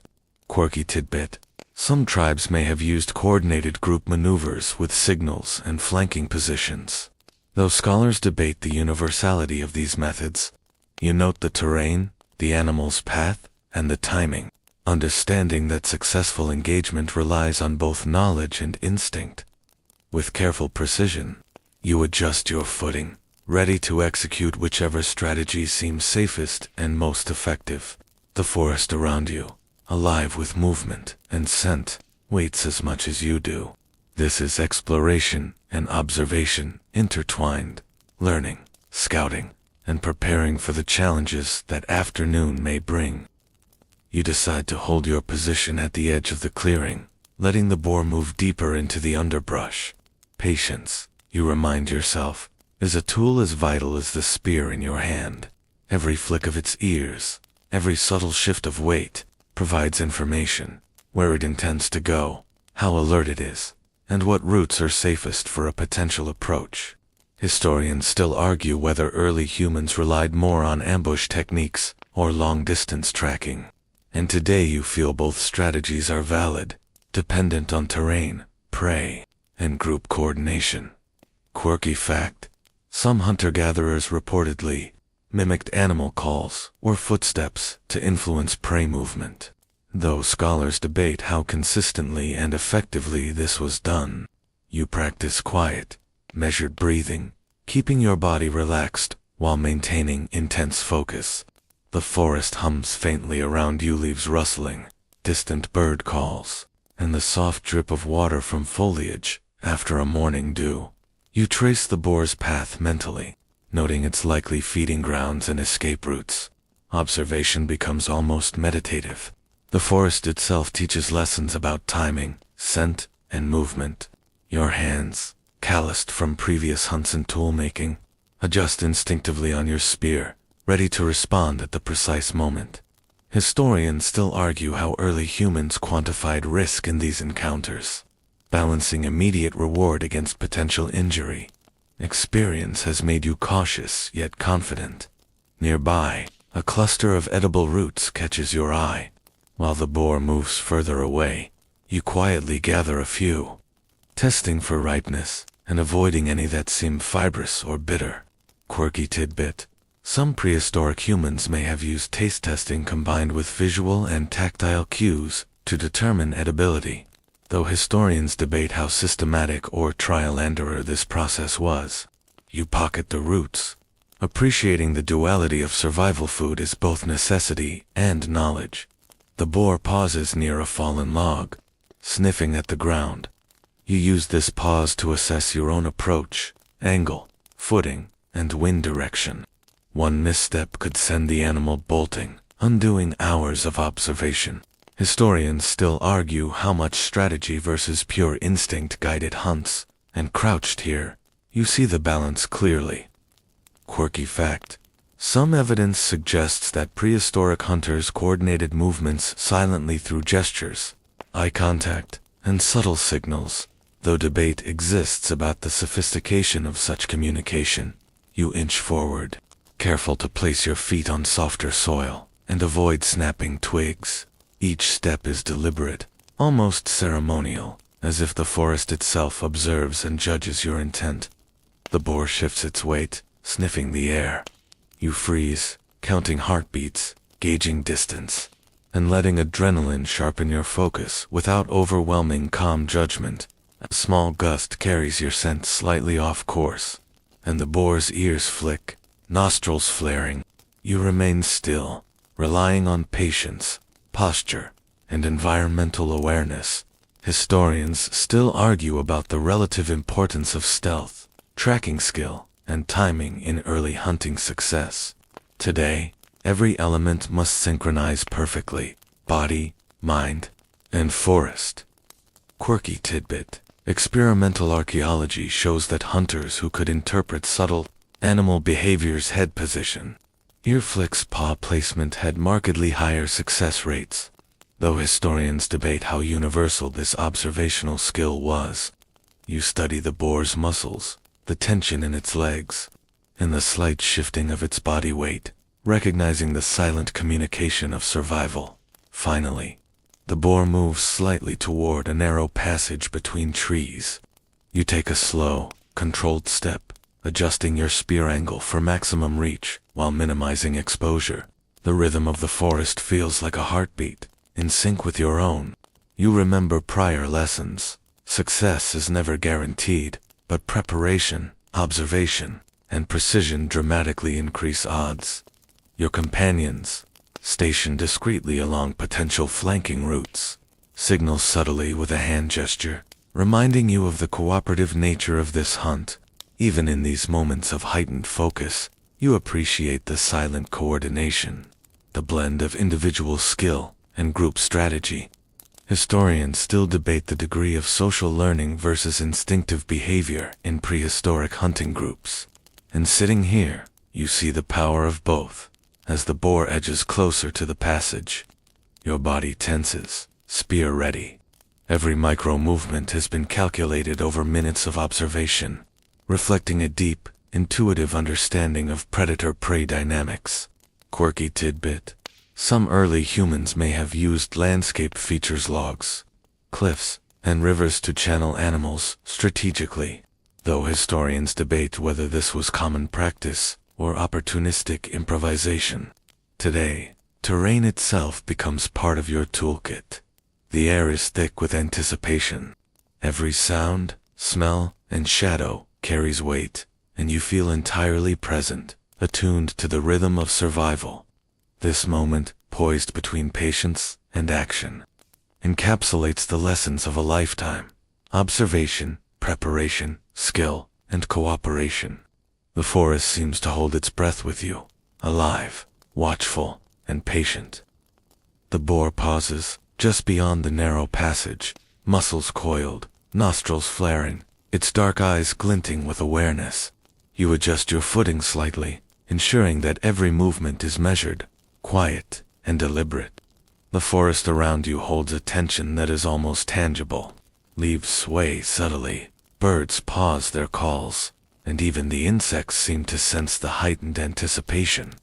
Historians still argue how much early humans relied on instinct versus learned strategy during such hunts, and crouched here, you sense the delicate interplay between the two. Quirky fact: some experimental studies suggest prehistoric hunters may have used low, whispered vocalizations to coordinate flanking without startling prey, though historians debate the consistency and effectiveness of such methods. You shift your gaze toward a companion, who responds with a subtle nod, signaling readiness. Cooperation is critical, even if unspoken, for a hunt of this magnitude.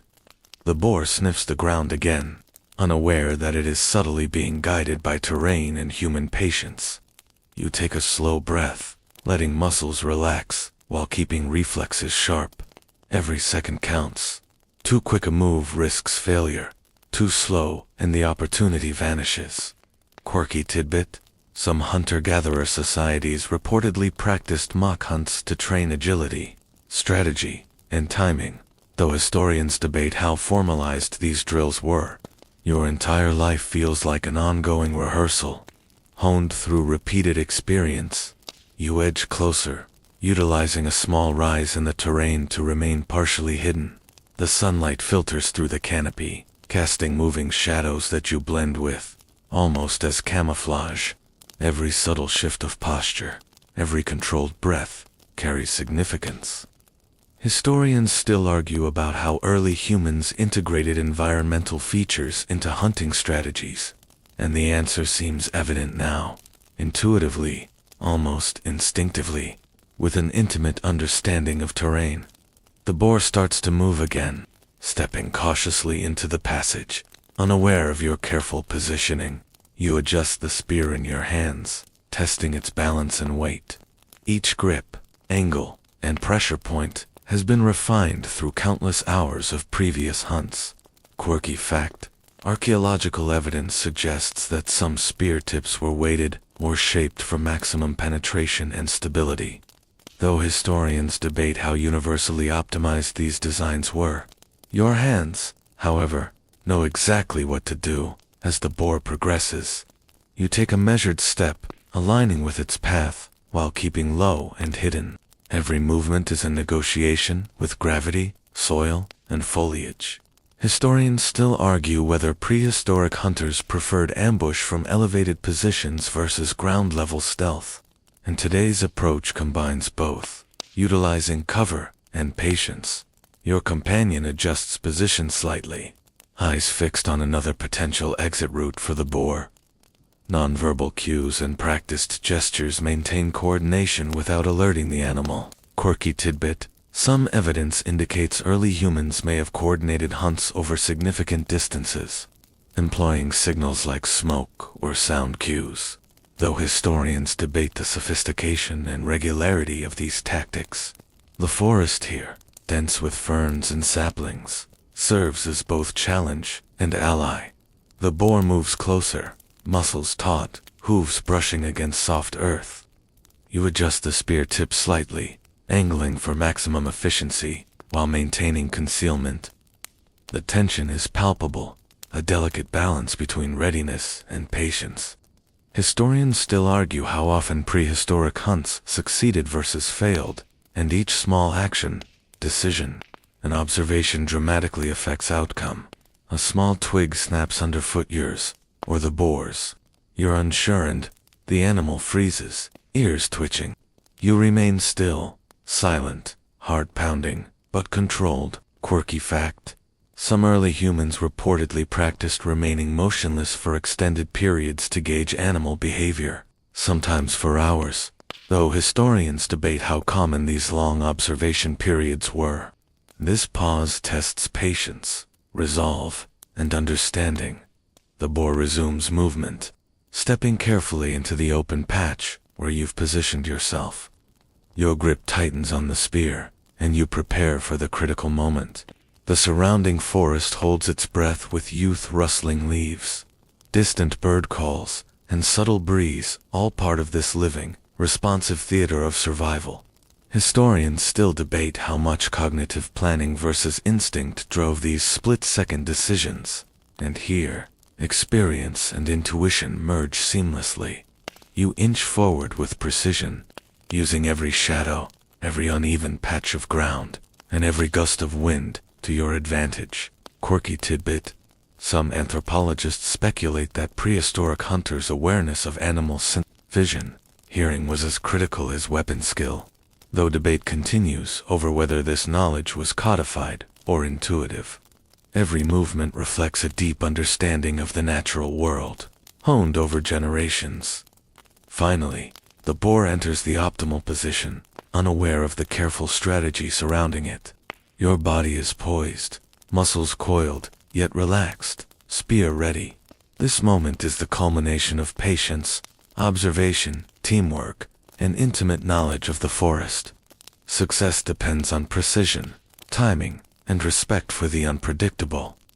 The forest feels alive around you, a silent orchestra of movement and sound as you prepare to act. The boar stands just beyond the narrow passage, unaware of the coordinated positioning of your companions. You adjust the spear slightly, feeling its familiar weight, the smooth wood and flint tip honed through repeated practice. Every detail matters: angle, balance, and timing. Historians still argue how much formalized technique versus trial and error guided early hunting methods, but here, instinct and skill converge naturally. Quirky fact: some prehistoric hunters reportedly sharpened spears, not only for penetration but to produce subtle vibrations in the air, possibly disorienting prey, though scholars debate whether this was intentional or coincidental. You take a slow, measured breath, synchronizing your heartbeat with the rhythm of the forest. Rustling leaves, distant bird calls, and faint water sounds from the nearby stream. The boar takes a cautious step, muscles coiled and nostrils flaring. You remain motionless, adjusting weight across both legs to maintain stability while keeping the spear ready. Your companion signals subtly, and you respond with a barely perceptible nod. Cooperation is silent, precise, and essential. Historians still debate how effectively early humans communicated during hunts without verbal cues, yet practiced gestures seem sufficient today. Quirky tidbit: experimental archaeology suggests that some hunting groups may have used shadows and sunlight to obscure approach angles, a primitive form of environmental camouflage. Though historians debate the intent, you move slightly into the shade of a nearby tree. Blending instinctively into the environment, the boar sniffs the ground, unaware of your proximity. You watch each movement, each shift in posture, each twitch of its ears. Observation is as critical as action. Missing a subtle cue could mean wasted effort or injury. Historians still argue how early humans interpreted animal behavior cues, and today, your eyes follow every micro-movement, cataloging instinctive knowledge. A slight gust carries your scent, and the boar pauses, nostrils flaring. You freeze completely, feeling your own heartbeat echo through your chest. Quirky fact: some prehistoric humans reportedly carried crushed herbs or mud to mask scent while hunting, though historians debate how commonly this technique was employed.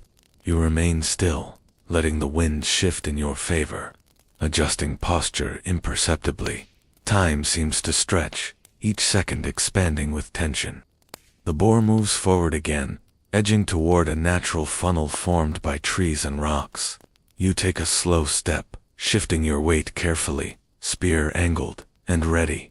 Historians still debate the success rates of ambush versus tracking hunts, and the choice of approach today reflects a delicate balance of strategy and intuition. Nearby, your companions adjust positions silently, ready to block escape routes or drive the boar subtly toward you.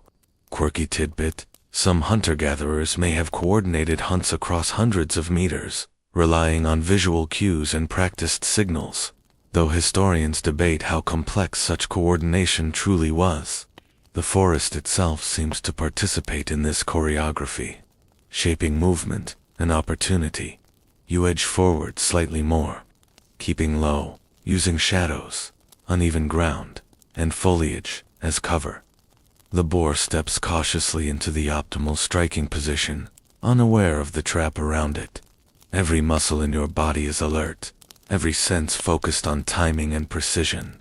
Historians still argue how much cognitive planning versus instinct drove successful hunts, and this moment demonstrates a fusion of both. Quirky fact: some evidence indicates prehistoric hunters may have mentally rehearsed entire hunts, visualizing movement, timing, and contingencies. though historians debate the prevalence of such advanced planning. You feel that rehearsal now, paying off in real time, each breath and step deliberate. The boar shifts slightly, sniffing again, and you make a final micro-adjustment in stance and spear angle. Your companion signals once more, just as the boar moves into the narrow gap between trees, the ideal range. You focus entirely on coordination, balance, and timing. The culmination of hours of observation, preparation, and learned skill. Every sound, every shadow, every instinctual impulse converges as the critical moment approaches. The forest seems to hold its breath with you, alive, patient, and watchful. Your grip tightens on the spear, ready to translate hours of preparation into precise action. The boar stands poised, unaware of the trap that surrounds it. You shift slightly, feeling the familiar tension in your shoulders and the steady pulse in your hands. Your grip on the spear is precise, adjusted over countless previous hunts, and every muscle seems to remember what to do without conscious thought. Historians still argue how much of early human hunting relied on instinct versus learned technique, and here, both guide your actions seamlessly. Quirky fact: some evidence suggests that prehistoric hunters may have used the sun's angle to judge timing for ambushes, anticipating prey movement, though historians debate whether this was a widespread strategy or occasional insight. You glance at the dappled sunlight through the trees, letting natural light inform your judgment and position. A small rustle to the side, a bird taking flight momentarily distracts you, but you refocus immediately, eyes tracking the boar's subtle movements.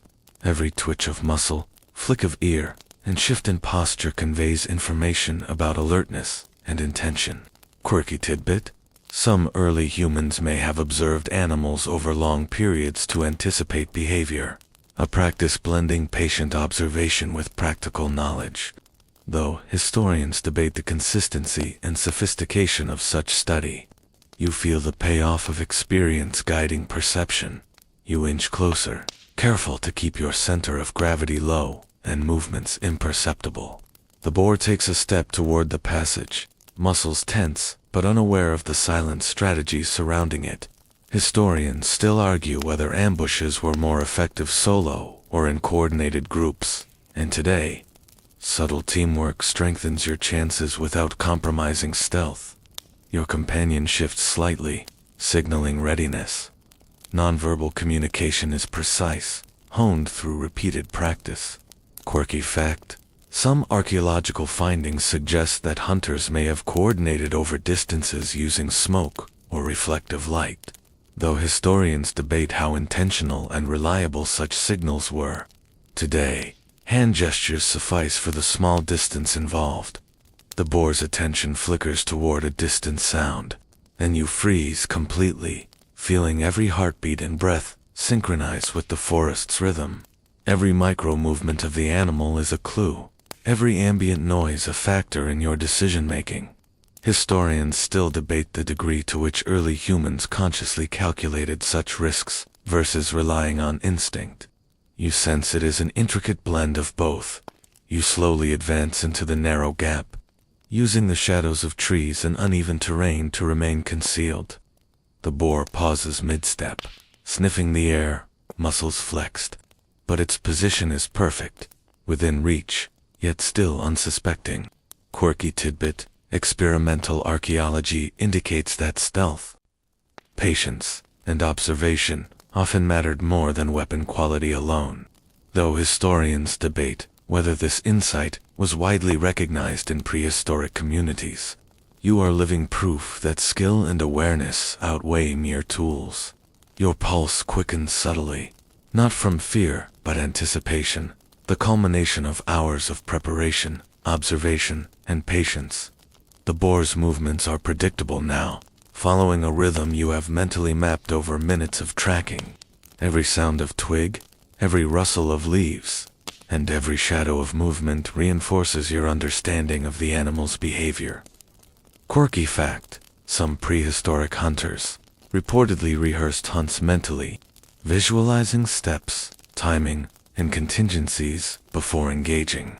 Though historians debate the prevalence of this practice, you feel that rehearsal paying off in real time, guiding micro-adjustments in stance and spear angle. Finally, the boar moves fully into the narrowest section of the passage, unaware of the coordinated effort that positions you optimally. Your companion gives a subtle nod, the silent signal that the moment is right. Historians still argue about how often these precise opportunities occurred versus hunts requiring improvisation, and today's alignment feels almost miraculous in its timing. You steady your spear, muscles coiled yet relaxed, eyes locked on the target. The forest seems to pause, holding its breath along with you. Every aspect of the moment, light, sound, posture, instinct converges as the culmination of preparation, skill, and experience. This is the threshold between patience and action, observation and engagement, and the balance of all that keeps humans thriving in a wild, unpredictable world. The boar moves slightly forward, unaware of the subtle trap that surrounds it. Your body is completely still, muscles coiled like springs, heart synchronized with the forest's rhythm. Every nerve fires in anticipation. Every micro-adjustment, a balance of patience, precision, and instinct. Historians still argue whether prehistoric hunters relied more on spontaneous reaction or meticulous planning, but your current focus embodies both. Trained intuition, amplified by careful observation. Quirky fact: some anthropologists suggest that early humans may have monitored prey behavior over seasons to anticipate feeding patterns and movement, though historians debate how systematic this practice was. You silently recall previous hunts and small lessons learned, letting memory guide your present choices. The boar pauses again, nostrils flaring, ears flicking at distant sounds, muscles tensing. You adjust your grip on the spear, ensuring optimal balance, while your legs remain crouched, grounded against the uneven terrain. Quirky tidbit: some prehistoric hunters reportedly used mental visualizations, rehearsing attacks in their minds to perfect timing, though historians debate how common such mental training was. Today, every detail counts, and past experience merges seamlessly with present awareness. Your companion shifts slightly in a mirrored motion, silently maintaining the coordinated perimeter. Communication without words has been refined through countless hunts. Subtle gestures convey timing, positioning, and readiness. Historians still debate how complex these nonverbal signals were across early human groups, but here, efficiency and understanding dominate. A twig snaps lightly under, perhaps, or a random forest shift. The boar freezes mid-step, ears twitching, yet remains mostly unaware. You freeze completely, letting the moment stretch as patience becomes the weapon as much as the spear. Quirky fact: some evidence indicates early humans might have used natural cover and strategic pauses to manipulate prey movement, though historians debate whether this was learned instinct or deliberate teaching. The boar edges forward into the narrowest gap, muscles rippling under bristly skin. The forest around you lives, branches, and distant sunlight becomes a living frame for this tense tableau. Historians still argue about success rates in ambush hunts, with estimates varying widely, and today's precision illustrates the delicate balance of risk, timing, and environment. You shift slightly, using subtle weight transfer to prepare for the critical strike. Every movement is measured. One misstep could lose the opportunity or provoke the animal. Quirky tidbit: some experimental studies suggest that successful prehistoric hunters honed both patience and reflexes equally, though historians debate how much of this was intentional training. You feel the culmination of both in your every motion. The boar pauses again, head down, unaware that your spear is positioned perfectly in the narrow passage. Your pulse quickens, but controlled, anticipation sharpened to near clarity. Historians still argue how early humans balanced risk versus reward, and this moment demonstrates both. The potential gain is immense, yet the risk is equally present. A subtle wind shift carries faint scents of forest and prey, and you adjust stance and angle to remain unnoticed. Quirky fact: some prehistoric hunters may have observed and utilized wind patterns deliberately to mask their scent. Though historians debate the prevalence of this skill, every small adjustment increases the likelihood of success without detection. Your companion gives a faint, almost imperceptible nod, the signal that the perimeter is secure, that the moment is optimal. Historians still debate whether coordinated, multi-person ambushes were common or rare, but today, the seamless synchronization proves that even subtle teamwork can create significant advantage. You breathe slowly, feeling the tension and focus merge. The spear, an extension of instinct, skill, and environment. Every shadow, sound, and movement around you becomes information, a living guide through a delicate dance of survival. The boar inches forward, unaware of how prepared, patient, and practiced you truly are. The boar stands at the threshold of the narrow passage, muscles coiled and nostrils twitching, completely unaware of the precise coordination surrounding it. Your body mirrors the stillness of the forest, every muscle balanced, every sense alert. You tighten your grip on the spear, adjusting for weight, angle, and leverage, while your companion maintains silent vigilance. Historians still argue whether early humans relied more on instinct or deliberate planning in such ambushes, and here, the answer seems to be an inseparable combination of both. Quirky fact: some experimental archaeology suggests that early humans may have used natural light and shadows to obscure their approach, effectively camouflaging themselves, though historians debate how intentionally this was employed. You shift slightly, blending into a shadowed patch beneath a low-hanging branch, letting the dappled sunlight work in your favor. The boar snorts, sniffing the ground, muscles rippling under its bristly coat. You remain motionless, heartbeat synchronized with the forest around you, listening to distant birds, the whisper of wind, and the faint crackle of leaves under its hooves. Quirky tidbit: some hunter-gatherers may have used long-term observation of animal behavior to predict movement patterns, though historians debate whether such foresight was systematic or opportunistic. Your patience reflects the payoff of countless hours of observation and prior hunting experience. A slight rustle in the underbrush to your left catches your attention, a rabbit, or perhaps a small bird, but you ignore it, remaining fully focused on the primary target. Historians still argue how early humans balanced attention between multiple potential prey and environmental hazards during hunts.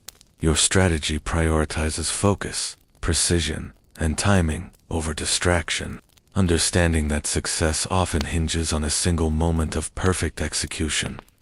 The boar edges slightly forward, hooves soft against the soil.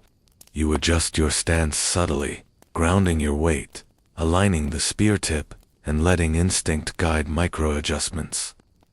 Quirky fact: some anthropologists speculate that prehistoric hunters mentally rehearsed strikes repeatedly before engagement, though historians debate how common this practice was.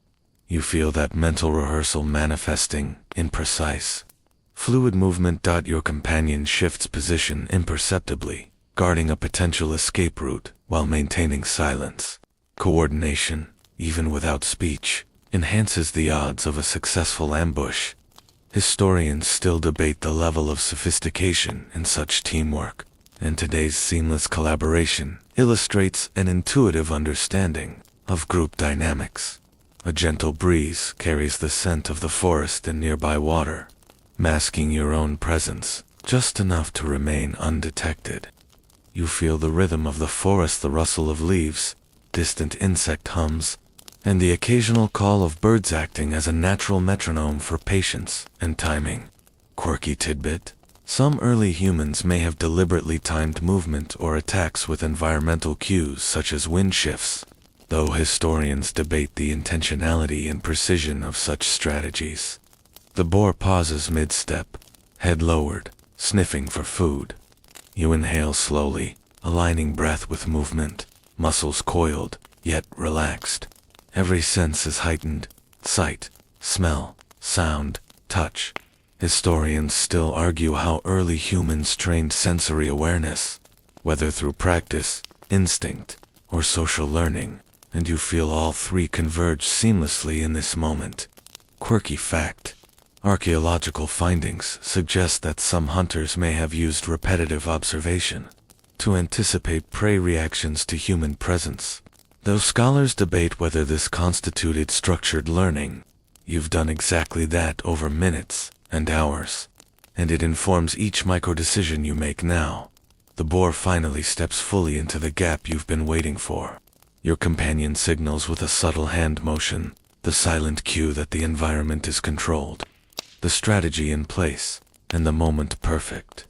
Historians still debate the success rates of prehistoric ambushes, and every small adjustment you've made today, from positioning to timing to environmental reading, why preparation and experience often outweighed raw strength. You tighten your grip on the spear one final time, feeling the culmination of observation, patience, and instinct.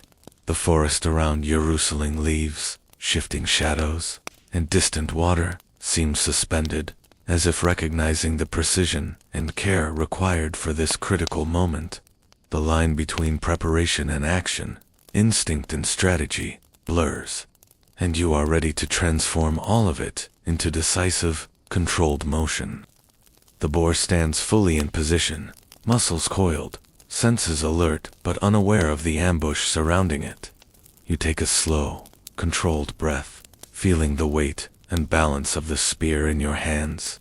Every instinct, every lesson learned, and every hour of observation coalesces in this precise moment. Historians still argue whether prehistoric hunters relied more on intuition or deliberate planning, and right now, you experience both in perfect harmony. Quirky fact: some evidence suggests early humans may have intentionally used terrain features like fallen logs, narrow passages, or uneven ground to funnel prey, though historians debate how frequently these strategies were systematically applied. You shift slightly, using shadows and natural cover to remain concealed while positioning the spear for maximum leverage. The boar snorts, lifting its head, ears flicking, but does not detect you. Your body remains still, every micro-movement calculated, a delicate balance of patience and readiness. Quirky tidbit: experimental studies indicate that hunters who practiced stillness and controlled breathing had significantly higher success rates. Though historians debate whether such training was deliberate or instinctual, you feel that centuries of trial, error, and observation have refined these instincts in you, eh? Subtle sound, a falling leaf or distant branch makes the boar pause. You wait, heart steady, eyes tracking every shift of muscle, fur, and hoof. Historians still argue how accurately early humans interpreted such microsignals in real-time hunting scenarios, but your observation suggests that constant awareness and practice were essential. Your companion signals with the slightest nod, confirming that the perimeter is secure and the strategy intact. Coordinated ambushes, even without speech, rely on practiced nonverbal cues, and today's silent teamwork exemplifies this understanding. Quirky fact: some anthropologists propose that early humans may have developed specific hand or body signals for hunting communication, though historians debate the universality and sophistication of these cues. The boar begins to move slightly forward again, and you shift imperceptibly, adjusting stance, grip, and spear angle. Every action is slow, deliberate, and purposeful, ensuring that no sound or shadow betrays your presence. Historians still argue how much cognitive mapping versus instinct guided prehistoric hunters, and in this moment, it is impossible to separate the two. You inhale deeply, synchronizing breath with the subtle rhythm of the forest, leaves rustling, distant birds calling, and water trickling faintly nearby. Quirky tidbit: some evidence indicates that prehistoric hunters may have used natural environmental cues and angle, wind direction, ambient noise to time attacks. Though historians debate how intentional these methods were, your attention to these cues sharpens focus, guiding both movement and anticipation. The boar edges into the narrowest point of the passage, exactly where you need it. Muscles taut, eyes alert, it is within striking distance. You tighten your grip, every fiber of your body coiled with controlled energy, ready to act at the precise moment.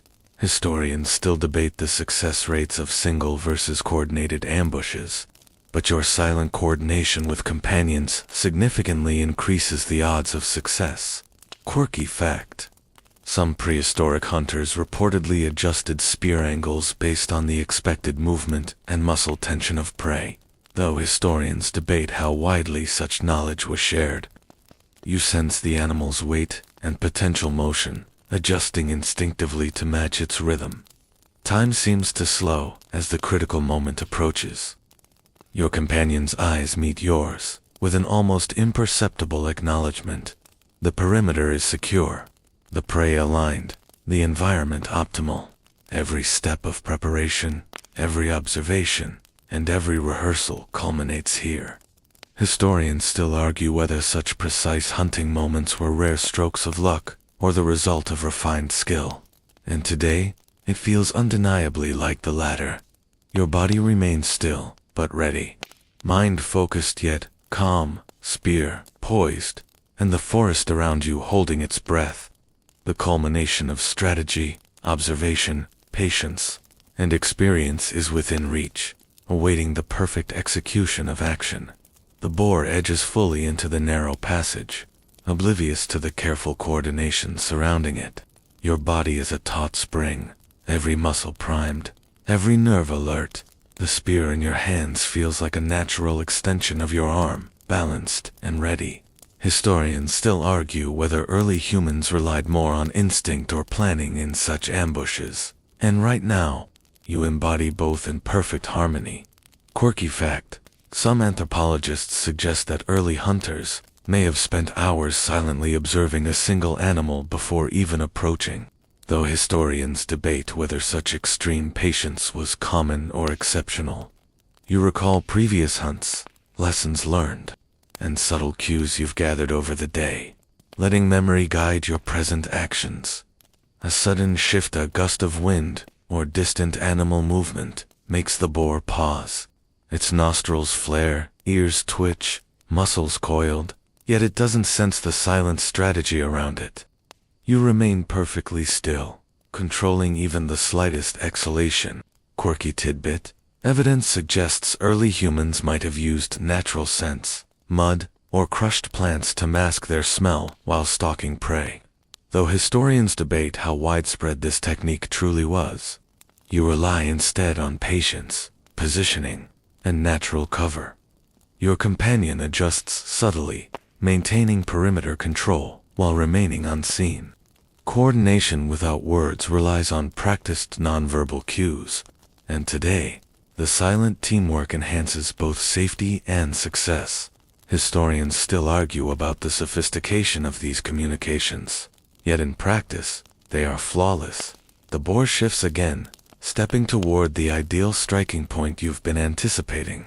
You inhale slowly, syncing breath with the forest's rhythm, leaves rustling, birds calling faintly, distant water trickling. Every sound, shadow, and movement contributes to understanding the prey's behavior. Historians still debate how much early humans consciously calculated such moments versus relying on instinct, and it is clear that both are equally vital here. Quirky fact: experimental archaeology suggests that hunters who mastered subtle body control, micro-adjustments, and timing often succeeded where brute strength failed, though historians debate whether this skill was formally taught or instinctively honed. Your subtle shifts and adjustments now reflect that mastery. The boar pauses completely, nostrils flaring as if sensing something unknown. You hold position, spear angled perfectly, body coiled yet relaxed. Every micro-movement is calculated, every second deliberate. Historians still argue whether ambush hunts were more commonly solitary or group efforts, and today, this coordinated strategy demonstrates the advantage of teamwork. Your companion gives the faintest nod, signaling alignment, timing, and readiness. Quirky tidbit: some early humans may have communicated using shadows, hand gestures, or slight body shifts. Though historians debate how complex and standardized these methods were, you rely on this practiced, silent communication to execute the final act. Time stretches. Perception sharpens, and the boar steps forward into the optimal striking position. Your mind is entirely present, aware of terrain, animal behavior, and potential contingencies. Historians still argue how often such hunts ended successfully versus with failure or retreat, and you realize that preparation, observation, and patience dramatically increase the odds. You tighten your grip, feeling the culmination of experience, skill, and intuition. The forest around you rustling leaves, shifting shadows, and distant sounds pauses in a suspended harmony, awaiting the moment of action that could transform effort into reward. Every lesson of the day, every observation and practice, now converges into a single, decisive instant. The boar pauses, just beyond the narrow passage, muscles coiled, nostrils flaring, its dark eyes glinting with awareness. You adjust your footing slightly, ensuring that every movement is measured, quiet, and deliberate. The forest around you holds a tension that is almost tangible. Leaves sway subtly, birds pause their calls, and even the insects seem to sense the heightened anticipation. Historians still argue how much early humans relied on instinct versus learned strategy during such hunts, and crouched here, you sense the delicate interplay between the two. Quirky fact: some experimental studies suggest prehistoric hunters may have used low, whispered vocalizations to coordinate flanking without startling prey, though historians debate the consistency and effectiveness of such methods. You shift your gaze toward a companion, who responds with a subtle nod, signaling readiness. Cooperation is critical, even if unspoken, for a hunt of this magnitude. The boar sniffs the ground again, unaware that it is subtly being guided by terrain and human patience. You take a slow breath, letting muscles relax, while keeping reflexes sharp. Every second counts. Too quick a move risks failure. Too slow, and the opportunity vanishes.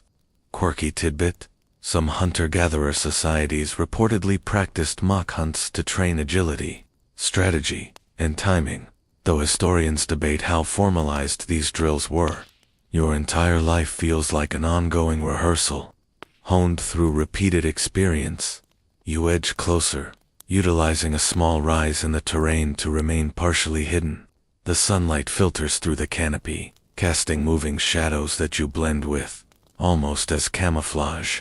Every subtle shift of posture, every controlled breath, carries significance. Historians still argue about how early humans integrated environmental features into hunting strategies, and the answer seems evident now, intuitively, almost instinctively, with an intimate understanding of terrain. The boar starts to move again, stepping cautiously into the passage. Unaware of your careful positioning, you adjust the spear in your hands, testing its balance and weight. Each grip, angle, and pressure point has been refined through countless hours of previous hunts. Quirky fact: archaeological evidence suggests that some spear tips were weighted or shaped for maximum penetration and stability. Though historians debate how universally optimized these designs were, your hands, however, know exactly what to do as the boar progresses. You take a measured step, aligning with its path, while keeping low and hidden. Every movement is a negotiation with gravity, soil, and foliage. Historians still argue whether prehistoric hunters preferred ambush from elevated positions versus ground-level stealth, and today's approach combines both, utilizing cover and patience. Your companion adjusts position slightly, eyes fixed on another potential exit route for the boar. Nonverbal cues and practiced gestures maintain coordination without alerting the animal. Quirky tidbit: some evidence indicates early humans may have coordinated hunts over significant distances, employing signals like smoke or sound cues, though historians debate the sophistication and regularity of these tactics. The forest here, dense with ferns and saplings, serves as both challenge and ally. The boar moves closer, muscles taut, hooves brushing against soft earth. You adjust the spear tip slightly, angling for maximum efficiency while maintaining concealment. The tension is palpable, a delicate balance between readiness and patience. Historians still argue how often prehistoric hunts succeeded versus failed, and each small action, decision, and observation dramatically affects outcome. A small twig snaps underfoot yours, or the boar's. You're unsure and the animal freezes, ears twitching. You remain still, silent, heart pounding, but controlled. Quirky fact: some early humans reportedly practiced remaining motionless for extended periods to gauge animal behavior, sometimes for hours, though historians debate how common these long observation periods were. This pause tests patience, resolve, and understanding.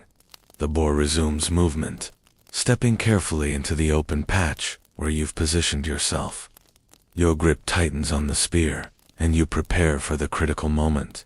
The surrounding forest holds its breath with youth rustling leaves, distant bird calls, and subtle breeze, all part of this living, responsive theater of survival. Historians still debate how much cognitive planning versus instinct drove these split-second decisions, and here, experience and intuition merge seamlessly.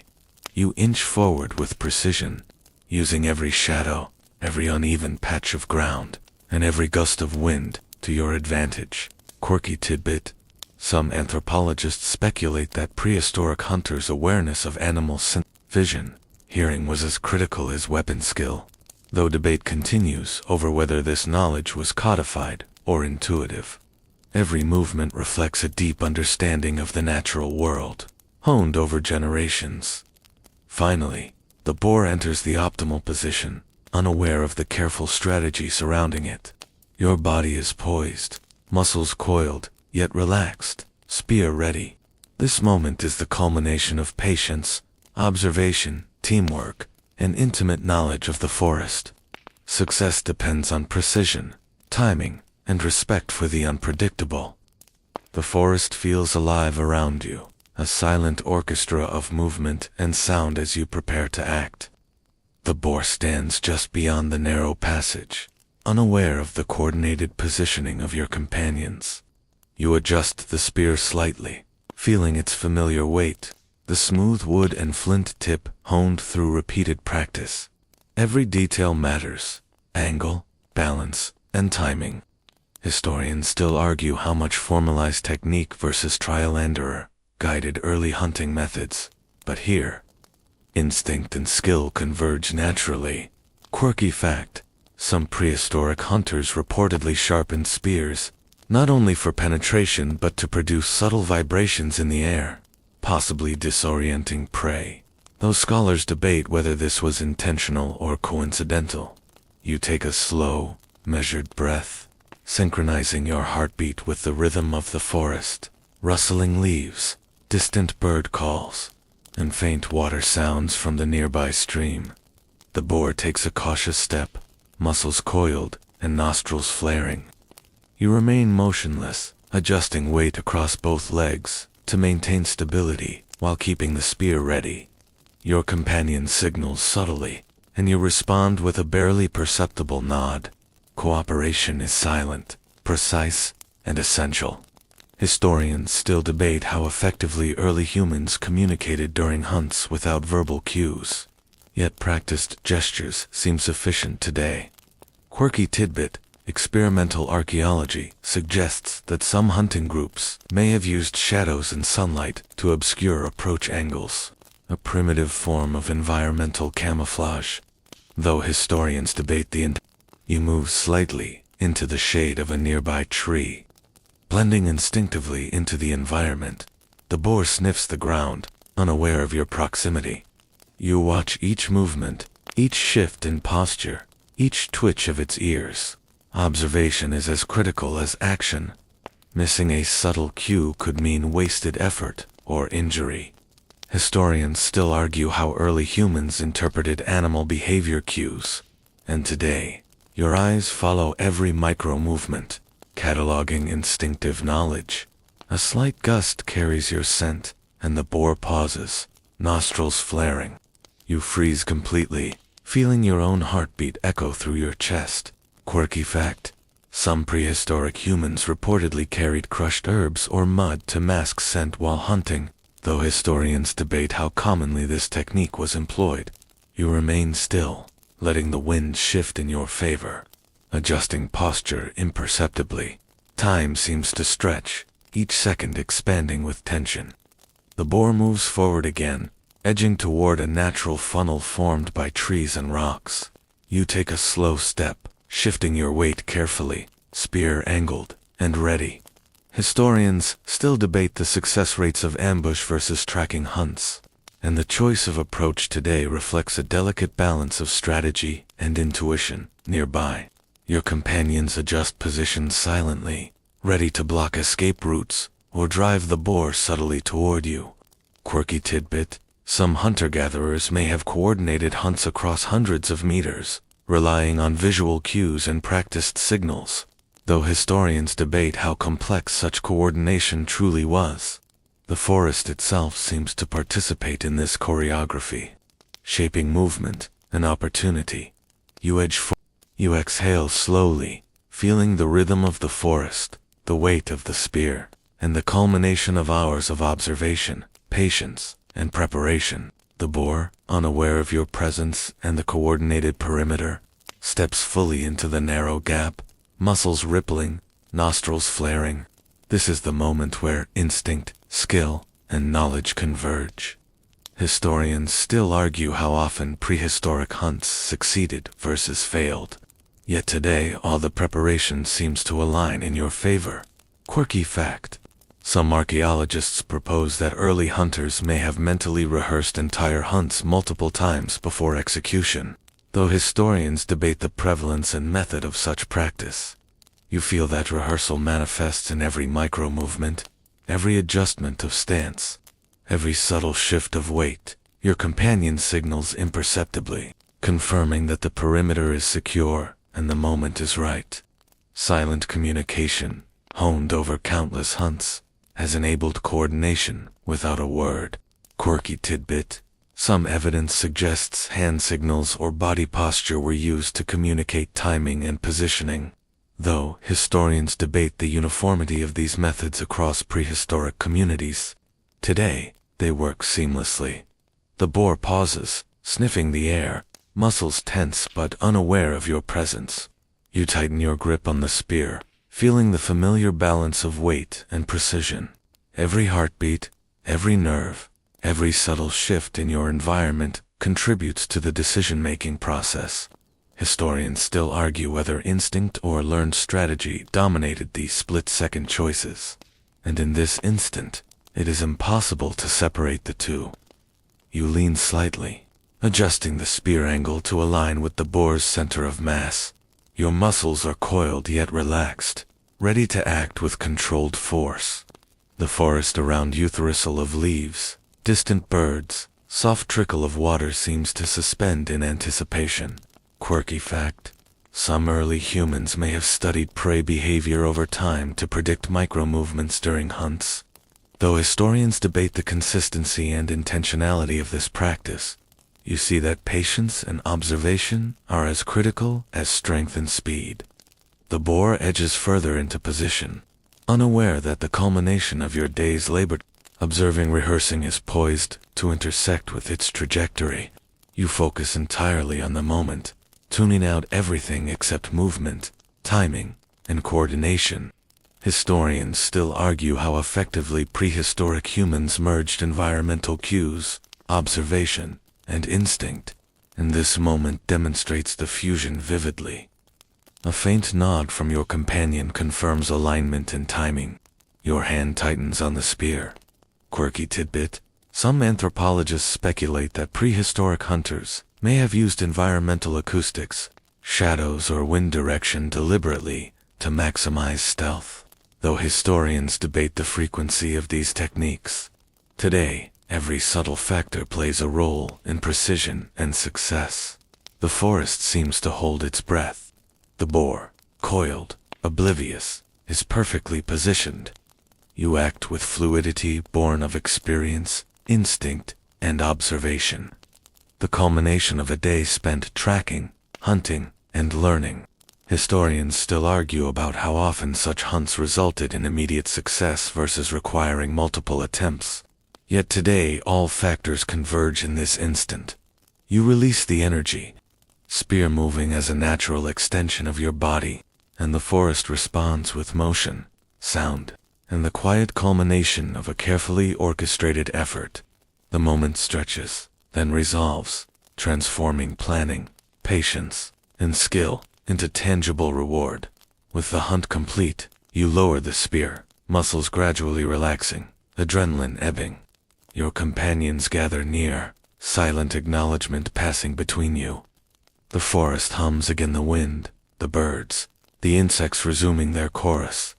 You feel the weight of the day behind you, tracking, observation, preparation, and execution, all entwined in the flow of life in the prehistoric world. As you gather the spoils, you reflect on the lessons learned. Patience, observation, skill, and cooperation defines survival. Quirky fact: some early humans may have celebrated successful hunts with communal rituals, storytelling, or shared meals, though historians debate the exact nature of such practices. Today, the forest is both witness and teacher, reward and reminder. Slowly, the sun begins its descent, shadows lengthening, colors softening. The air cools, carrying the scent of earth, water, and forest life. You trudge back toward the cave, carrying food, tools, and the satisfaction of a day lived fully, skillfully, and harmoniously with nature. Historians still argue whether prehistoric humans viewed each day as survival alone or as intertwined with learning and social bonds. And today you feel both realities. Every sound, every scent, every shadow reinforces the rhythm of life: observation, preparation, action, and rest. The forest softens as evening approaches, and you settle near the cave entrance, letting muscles relax while recalling the patterns, lessons, and stories of the day. Quirky tidbit: some evidence suggests early humans may have used evening hours to repair tools, share stories, or plan future hunts, though historians debate how structured these activities were. You listen to subtle murmurs, the crackle of small fires, and distant nocturnal calls, feeling the flow of time and the continuity of life. The sun dips further, painting the sky in warm hues, shadows stretching long and soft. You settle against the cool cave wall, senses gradually easing, body and mind reflecting on the day's triumphs, challenges, and discoveries. Each moment of observation, patience, and effort is etched into memory, ready to inform tomorrow's journey. The forest gradually quiets, the bustling rhythm of day giving way to soft evening sounds. Leaves murmur gently in the cooling breeze. Distant water trickles lazily, and a few birds offer their last calls before nightfall. You settle into a comfortable position near the cave entrance, letting the warm stones support your body as your muscles unwind from the day's exertions. Every heartbeat slows, every breath becomes more measured, and you feel the steady pulse of life surrounding you in the fading light. Your mind drifts through the lessons of the day, the subtle signs of prey, the rhythm of the forest, the careful balance of observation, patience, and action. You recall moments of triumph and near missteps, each one shaping skill, awareness, and understanding. The forest seems to hum softly, a lullaby of rustling leaves, distant calls, and gentle wind, reassuring you that the world continues to turn, that life persists.